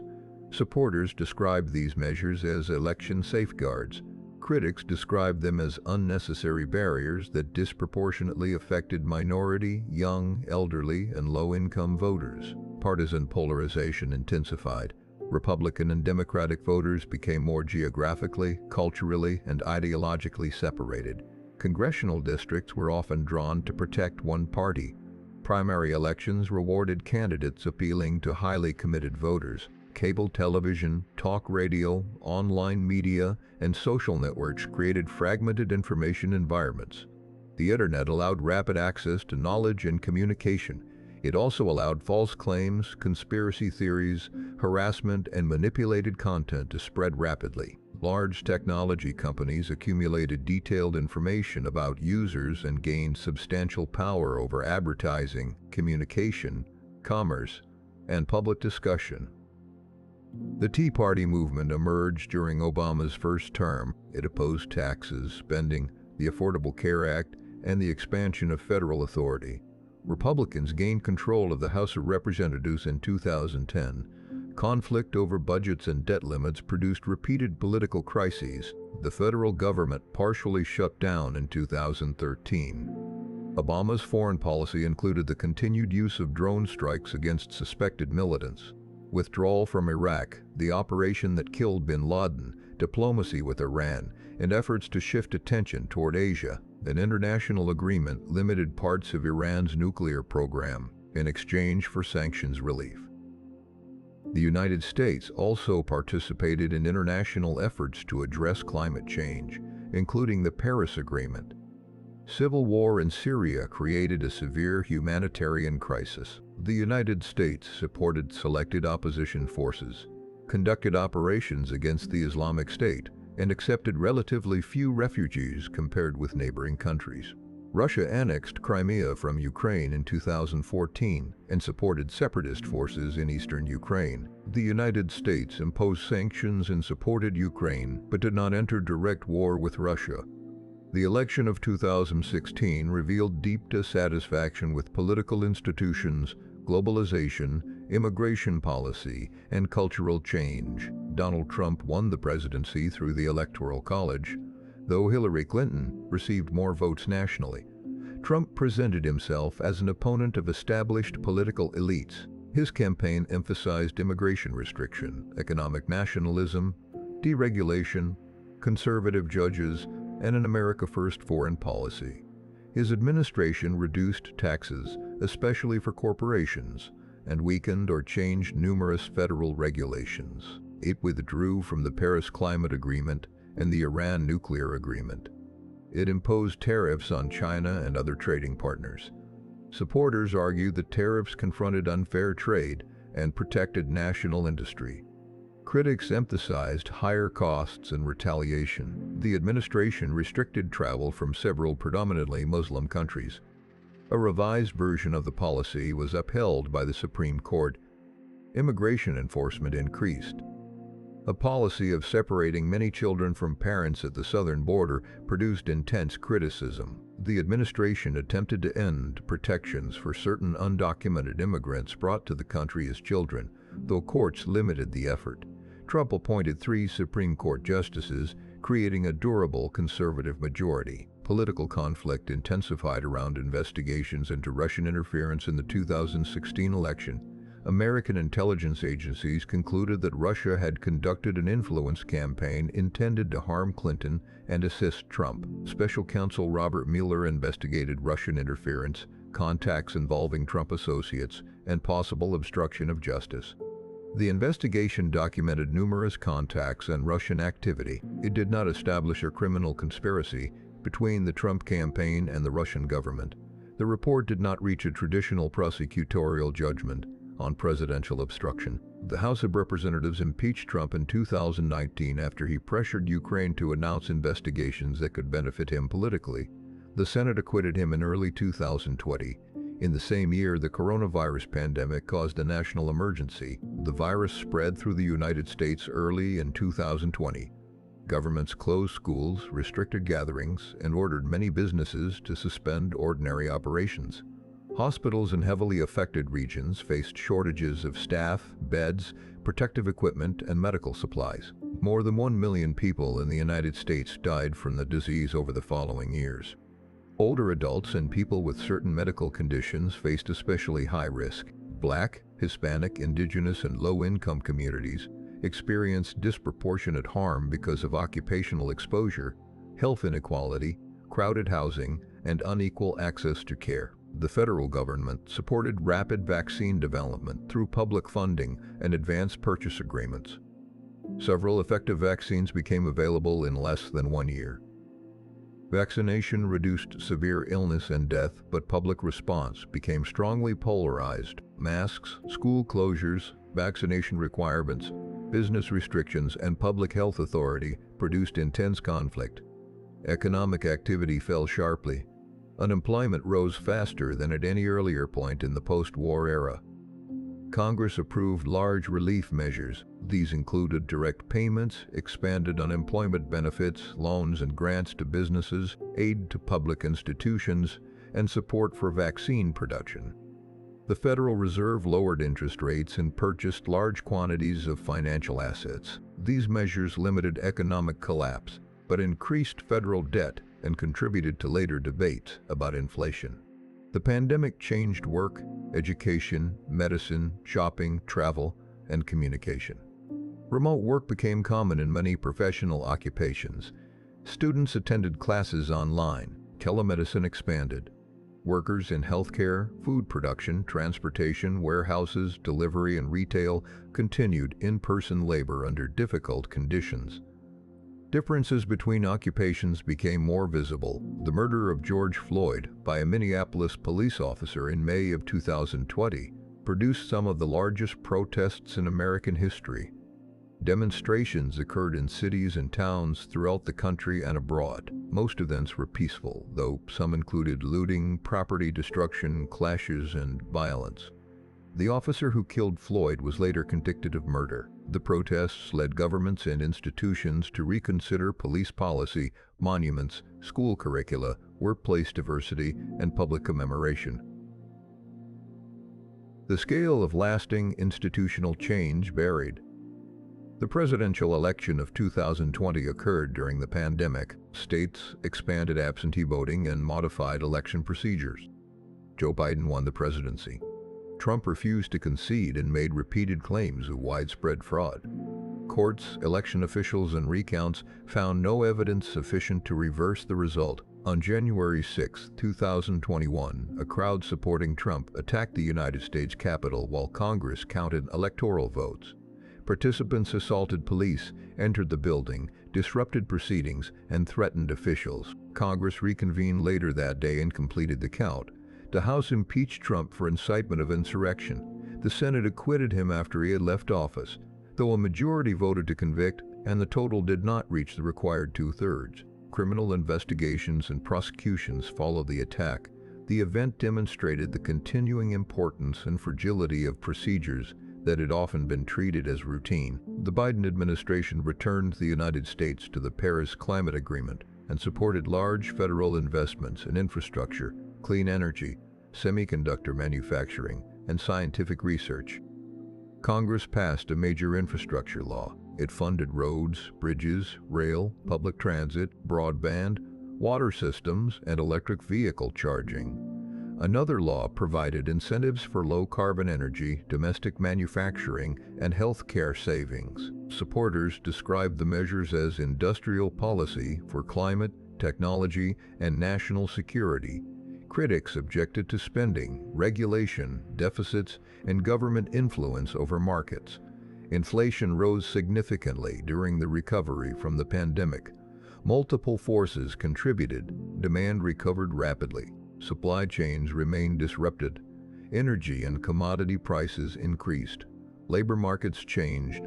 Fiscal and monetary support had expanded purchasing power. Russia's full-scale invasion of Ukraine in 2022 created additional pressure on global energy and food markets. The Federal Reserve raised interest rates to slow inflation. Higher rates increased borrowing costs for housing, vehicles, businesses, and government. The labor market remained relatively strong through much of the adjustment, though households experienced higher prices.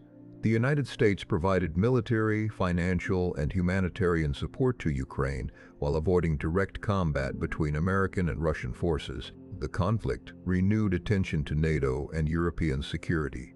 Finland and Sweden moved toward membership in the alliance, ending long traditions of military non-alignment. Relations with China also became more competitive. Disputes involved trade, technology, semiconductor production, military power, Taiwan, human rights, cyber activity, and influence in international institutions. The American policy increasingly treated advanced computing, artificial intelligence, batteries, communications, and critical minerals as matters of national security. The Supreme Court's conservative majority changed important areas of law. In Dobbs against Jackson Women's Health Organization in 2022, the court overturned Roe against Wade and ended federal constitutional protection for abortion. Authority returned largely to elected governments.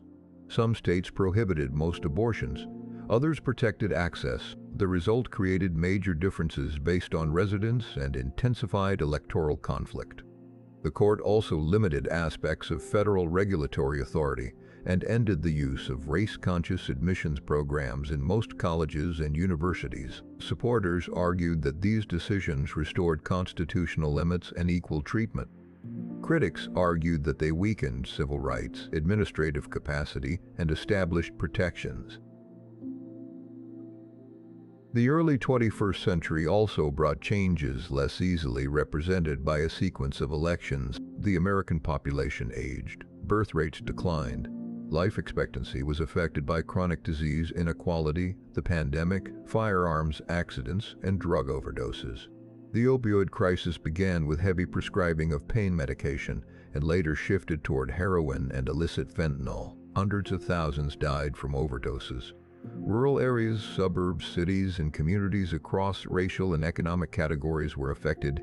Government responses included prescription monitoring, criminal enforcement, addiction treatment, naloxone distribution, lawsuits against pharmaceutical companies, and harm reduction programs. The crisis demonstrated how medical practice, corporate conduct, illegal markets, social isolation, and economic distress could combine. Economic inequality increased over several decades. Highly educated workers and owners of financial assets often benefited from technology and globalization. Workers without advanced credentials face more unstable employment in many regions. Housing costs rose sharply in prosperous metropolitan areas. Local restrictions limited new construction. Younger adults accumulated education debt and often delayed homeownership. At the same time, millions of households gained access to new technologies, services, and forms of employment. The national economy remained extraordinarily productive, but prosperity was distributed unevenly. Regional differences became politically significant. Large metropolitan areas tended to support Democrats. Rural regions and many small towns tended to support Republicans. Suburbs became more competitive and diverse. Population growth shifted representation towards southern and western states. Though major coastal cities remained centers of finance, media, education, science, and culture, the constitutional system continued to divide authority among national, state, and local governments. Federalism allowed states to adopt different policies on taxation, education, labor, healthcare, firearms, abortion, voting, climate, and criminal law. This variation permitted experimentation. It also produced large differences in rights and public services. Congress retained authority to tax, spend, regulate interstate commerce, declare war, and enact national laws within constitutional limits. Presidents exercised growing influence through executive orders, administrative agencies, emergency powers, military command, and control of the federal bureaucracy. Courts reviewed laws and executive actions, though judges themselves became central objects of partisan conflict. The Senate continued to represent states equally regardless of population. A citizen in a small state therefore had much greater representation in the Senate than a citizen in a large state. The Electoral College allowed a candidate to win the presidency without receiving the most votes nationally. The House reflected population more directly, but district boundaries and geographic concentration affected partisan outcomes. The system was designed in the 18th century and repeatedly adapted without being fundamentally replaced. The amendments adopted after the Civil War transformed constitutional citizenship. Later amendments expanded voting rights, changed presidential succession, authorized income taxation, and altered election procedures. Interpretation remained contested because the text used broad terms such as liberty, equality, due process, unreasonable search, cruel punishment, and freedom of speech. The American political disagreement therefore involved not only policy, but also competing accounts of history and constitutional meaning. The nation's cultural influence became global. American film, television, popular music, clothing, advertising, sports, software, and social media circulated widely. Jazz, blues, country music, rock and roll, hip-hop, and many other forms developed through combinations of African American, European, Latin American, Caribbean, indigenous, and regional traditions. These forms often began in marginalized communities before becoming commercial industries. Hollywood created both entertainment and simplified national myths. Western films transformed conquest into stories of heroic settlement. War films interpreted national sacrifice. Crime films reflected anxiety about cities and authority. Television created shared national experiences during the middle of the 20th century. Later, cable networks and online platforms divided audiences into smaller communities. Professional sports became major businesses. Baseball had long been described as a national pastime. American football became the most commercially dominant television sport. Basketball expanded globally. The National Basketball Association drew players and audiences from many countries. Women's professional sports gained greater visibility, though differences in pay, investment, and media coverage remained. College athletics produced large revenues and complex debates over education, compensation, and commercial power. Scientific research became a major part of national power. Federal funding after the Second World War supported universities, laboratories, medicine, computing, aerospace, and defense technology. The space race followed the Soviet launch of Sputnik in 1957. The United States created the National Aeronautics and Space Administration in 1958. The Apollo program landed astronauts on the Moon in 1969. 6 crewed missions reached the lunar surface between 1969 and 1972. Space research produced scientific knowledge, technological development, national prestige, and military competition. Later programs included the Space Shuttle, robotic missions, space telescopes, planetary probes, and cooperation through the International Space Station. Private companies became increasingly important in launch services and spacecraft development during the 21st century.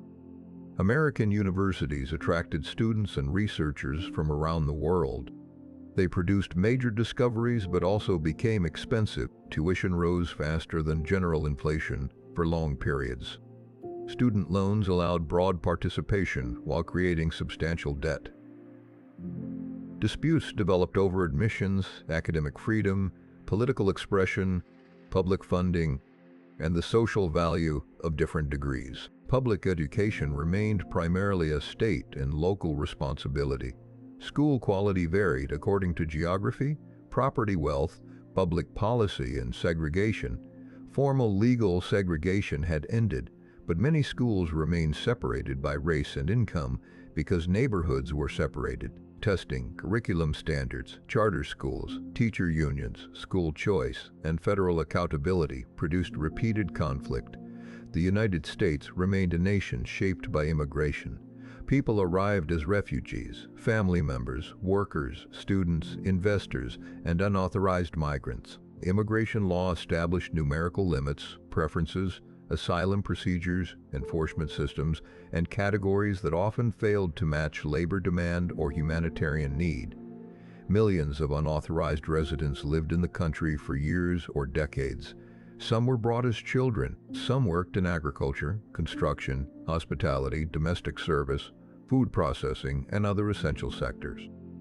Attempts at broad immigration reform repeatedly failed after the 1980s. Debate focused on border enforcement, legal pathways, asylum, citizenship, wages, security, and national identity. The southern border became a central political symbol even though immigration also occurred through airports, ports, visa overstays, and the northern border. The United States continued to present itself as a nation of immigrants while repeatedly restricting particular groups. This tension had existed since the 19th century and remained unresolved. Religious liberty also remained central to national identity. The Constitution prohibited religious tests for federal office. The First Amendment barred Congress from establishing religion and protected free exercise. Court decisions applied these principles to state and local governments through the 14th Amendment. Disputes involved prayer in public schools, public funding of religious institutions, religious exemptions from general laws, displays on public property, and conflicts between religious claims and anti-discrimination rules. The country was both highly religious compared with many other wealthy democracies and increasingly secular in parts of the population. Political coalitions often reflected these differences. Race remained one of the most persistent structures in American history. Slavery ended, but its economic and political consequences did not disappear. Reconstruction expanded citizenship, but its collapse permitted segregation. The Civil Rights Movement dismantled formal Jim Crow, but disparities continued in housing, wealth, schools, health, employment, and criminal justice. The average wealth of white households remained substantially higher than that of black households. Past exclusion from land ownership, mortgages, education, unions, and professional employment contributed to the gap. Policies that were formally neutral could preserve earlier patterns. At the same time, a large black middle class grew. African Americans gained influence in politics, education, business, science, the military, arts, and public institutions. Black officials served at every level of government, including the presidency and vice presidency. Progress did not eliminate disagreement over how progress should be measured. Indigenous nations maintained political sovereignty within a complicated relationship with federal and state governments. There were hundreds of federally recognized tribes. Tribal governments administered courts, schools, police, natural resources, health programs, and economic development. Legal disputes concerned jurisdiction, treaty rights, water, fishing, land, taxation, and child welfare. Some tribes operated successful gaming enterprises. Others remained in severe poverty. Language revitalization and cultural preservation expanded after generations of forced assimilation. Native communities continued to seek the return of land, artifacts, and human remains. Hispanic and Latino Americans became a large and diverse share of the population. The category included families rooted in territories incorporated in the 19th century, Puerto Rican citizens, Cuban exiles, Mexican immigrants, Central American refugees, South American professionals, and many other groups. Political views varied by nationality, region, generation, religion, class, and migration experience. No single political label adequately described this population. Asian Americans also included groups with widely different histories: Chinese railway workers, Japanese farmers, Filipino laborers, Korean immigrants, South Asian professionals, Vietnamese refugees, Hmong communities, and many others entered under different conditions. The broad category sometimes concealed major differences in income, language, education, and refugee experience. Asian Americans experienced both stereotypes of success and episodes of exclusion and violence. Anti-Asian harassment increased during the coronavirus pandemic. Women's legal and economic position changed greatly over the course of American history. Married women in the early republic had possessed limited, independent legal identity under coverture. State reforms gradually expanded property rights. Suffrage arrived nationally in 1920. Workforce participation increased, especially after the middle of the 20th century. Women entered professions, universities, politics, the military, and corporate leadership in growing numbers. Pay gaps narrowed but did not disappear. Caregiving responsibilities remained distributed unequally. Disputes over reproductive rights, family policy, workplace protection, and gender roles continued. The family itself changed. Marriage rates declined. Divorce became more common and then stabilized at lower levels than some earlier predictions suggested. People married later and had fewer children. Single-parent households, unmarried partnerships, same-sex families, blended families, and multi-generational households became more visible. Public policy continued to rely on assumptions about employment, marriage, and caregiving that did not always fit modern life. American medicine achieved major advances. Vaccines reduced or eliminated many infectious diseases. Antibiotics changed the treatment of bacterial infection.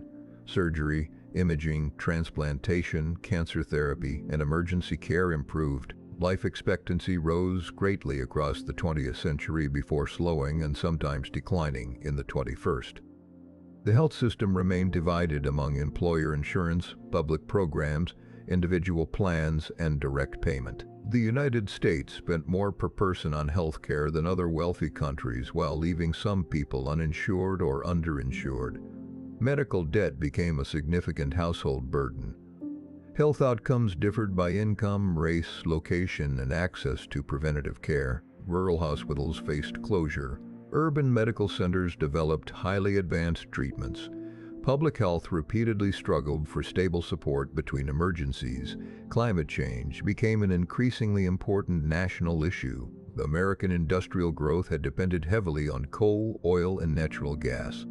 Fossil fuels powered factories, homes, vehicles, aviation, electricity, and military operations. They also released greenhouse gases that altered the global climate. Average temperatures increased. Heat waves, wildfire conditions, heavy rainfall, coastal flooding, and drought risks changed. No single storm or fire could be explained solely by climate change, but warming affected the probability and severity of many events. Policy responses included fuel efficiency standards, renewable energy support, emissions regulations, state programs, and private investment. Opposition concerned cost, employment, reliability, federal authority, and uncertainty about implementation. The United States became a major producer of oil and natural gas through hydraulic fracturing and horizontal drilling. This reduced dependence on some imports and changed global energy markets. It also created local environmental concerns involving methane, water, earthquakes, pipelines, and land use. Wind and solar power expanded as costs fell. Battery storage and electric vehicles grew. The transition remained incomplete and regionally uneven. The American military remained one of the largest and most technologically advanced in the world. The country maintained alliances, overseas bases, naval fleets, nuclear forces, intelligence agencies, and global logistics. Defense spending supported research and employment, but consumed resources that could be used elsewhere. Military service became voluntary after the draft ended in 1973. A relatively small share of the population served, increasing the social distance between military and civilian life. Veterans received education, health, housing, and disability benefits, though systems were often slow or inadequate. Wars produced long-term physical injury, traumatic stress, family disruption, and moral debate. Foreign policy continued to combine ideals and strategic interest. American leaders spoke of democracy, self-determination, human rights, and international law. The government also supported authoritarian allies, intervened covertly, used economic pressure, and prioritized security or commercial interests. This contradiction was not unique to the United States, but American power gave it global consequences. International institutions created after the Second World War depended heavily on American support. At the same time, American governments sometimes acted outside those institutions or criticized the limits they imposed. The national economy remained tied to the world. American consumers depended on goods assembled through international supply chains. American companies earned revenue abroad. Foreign investors purchased American debt and property. The dollar remained the leading reserve currency. This status reduced borrowing costs and increased financial influence, but it also connected domestic conditions to global movements of capital. Trade disputes were therefore not simply questions of imports and exports. They involved technology, labor, security, environmental standards, and the distribution of economic power. Automation changed work repeatedly. Mechanical production reduced agricultural labor. Assembly lines reorganized factories. Computers changed offices. Software transformed finance, media, retail, and communication. Artificial intelligence increased the ability of machines to recognize patterns, generate language, analyze images, and automate selected cognitive tasks. New technologies created industries and occupations while making others less secure. The recurring political problem was how to distribute the gains, manage disruption, and educate workers for changing systems. The answer remained incomplete. By the middle of the 2020s, the United States was nearly 250 years removed from the Declaration of Independence. It remained governed under a constitution written in the 18th century and repeatedly altered to amendments, statutes, institutions, court decisions, conflict, and custom. Its boundaries had expanded across a continent and beyond. Its population had grown from fewer than 4 million people at the first federal census to well over 300 million. Its economy had moved from agriculture and Atlantic commerce to industry, services, information, finance, medicine, aerospace, and digital technology. Its labor force had moved from farms to factories, from factories to offices and service work, and increasingly toward networks of human and machine cooperation. Its definition of citizenship had expanded through conflict. Enslaved people were emancipated. Birthright citizenship was written into the Constitution. Voting rights were formally extended regardless of race and sex. Native Americans received general federal citizenship. Immigration rules changed the composition of the nation. Formal rights did not always produce equal power or equal treatment. American history therefore cannot be reduced to a steady march toward freedom. Periods of expansion were followed by resistance. Reconstruction was followed by Jim Crow. Immigration was followed by Jim Crow. Immigration was followed by labor organization was followed by suppression. Civil rights victories were followed by new disputes over enforcement, nor can the history be reduced only to failure. Institutions changed because people organized, voted, wrote, taught, litigated, struck, marched, served, negotiated, created, and sometimes resisted at great personal risk. Federal power could enforce slavery and remove indigenous people. It could also abolish slavery, protect voting, regulate industry, provide pensions, fund education, and enforce civil rights. State power could pioneer reform or preserve exclusion. Markets produced wealth, invention, exploitation, mobility, insecurity, and abundance. The same system could raise living standards while concentrating ownership. The same technological development could increase freedom for one group and control for another.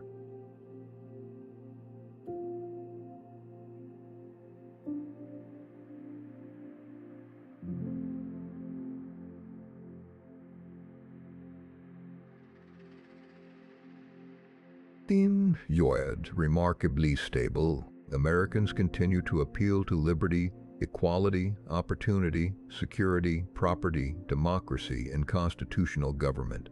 They disagreed about what those words required. For some, liberty meant protection from government. For others, liberty required government protection from poverty, discrimination, private power, or violence. Equality could mean identical legal treatment, active correction of disadvantage, equal opportunity, or more equal outcomes. Security could refer to military strength, police authority, employment, healthcare, borders, or protection of individual rights. These definitions changed with circumstances. The American Republic survived a civil war, economic depressions, assassinations, corruption, mass protest, terrorist attacks, pandemics, and repeated constitutional disputes. Survival did not guarantee justice, stability, or future success. It demonstrated that political systems depend not only on written rules but also on habits. Elections must be administered and accepted. Courts must issue decisions that other institutions follow. Officials must leave office when their terms end. Armed forces must remain under civilian control. Opposition must be treated as legitimate enough to compete again. When these habits weaken, constitutional text alone may not be sufficient. At the same time, disagreement is not itself evidence of collapse. Conflict has been present throughout the nation's history. Federalists and anti-federalists disputed the Constitution. Abolitionists challenged slavery. Workers challenged corporations. Suffragists challenged voting restrictions. Civil rights activists challenged segregation. Conservatives and liberals challenged segregation. Conservatives and liberals challenged different uses of national power. The political system often changed because conflict forced questions into public view. The history of the United States is therefore a history of institutions and of people who tested them. It is a history of written declarations and unwritten exclusions. It is a history of expansion, migration, invention, violence, reform, reaction, and adjustment. It begins long before the country had its present name, with indigenous societies spread across the continent. It passes through European colonization, forced labor, revolution, constitutional construction, territorial growth, civil war, industrialization, world war, and global power. It arrives in the present without reaching a final settlement. No living nation reaches a true historical end. New records continue to be created. New interpretations change the meaning of old events.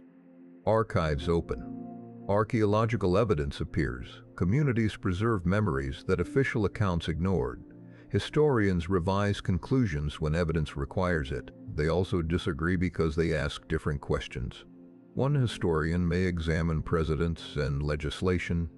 Another may study families, workers, migration, disease, land, climate, technology, or language. The same period can look different when viewed from Washington, a reservation, a plantation, a factory, a border town, a military base, or an immigrant neighborhood.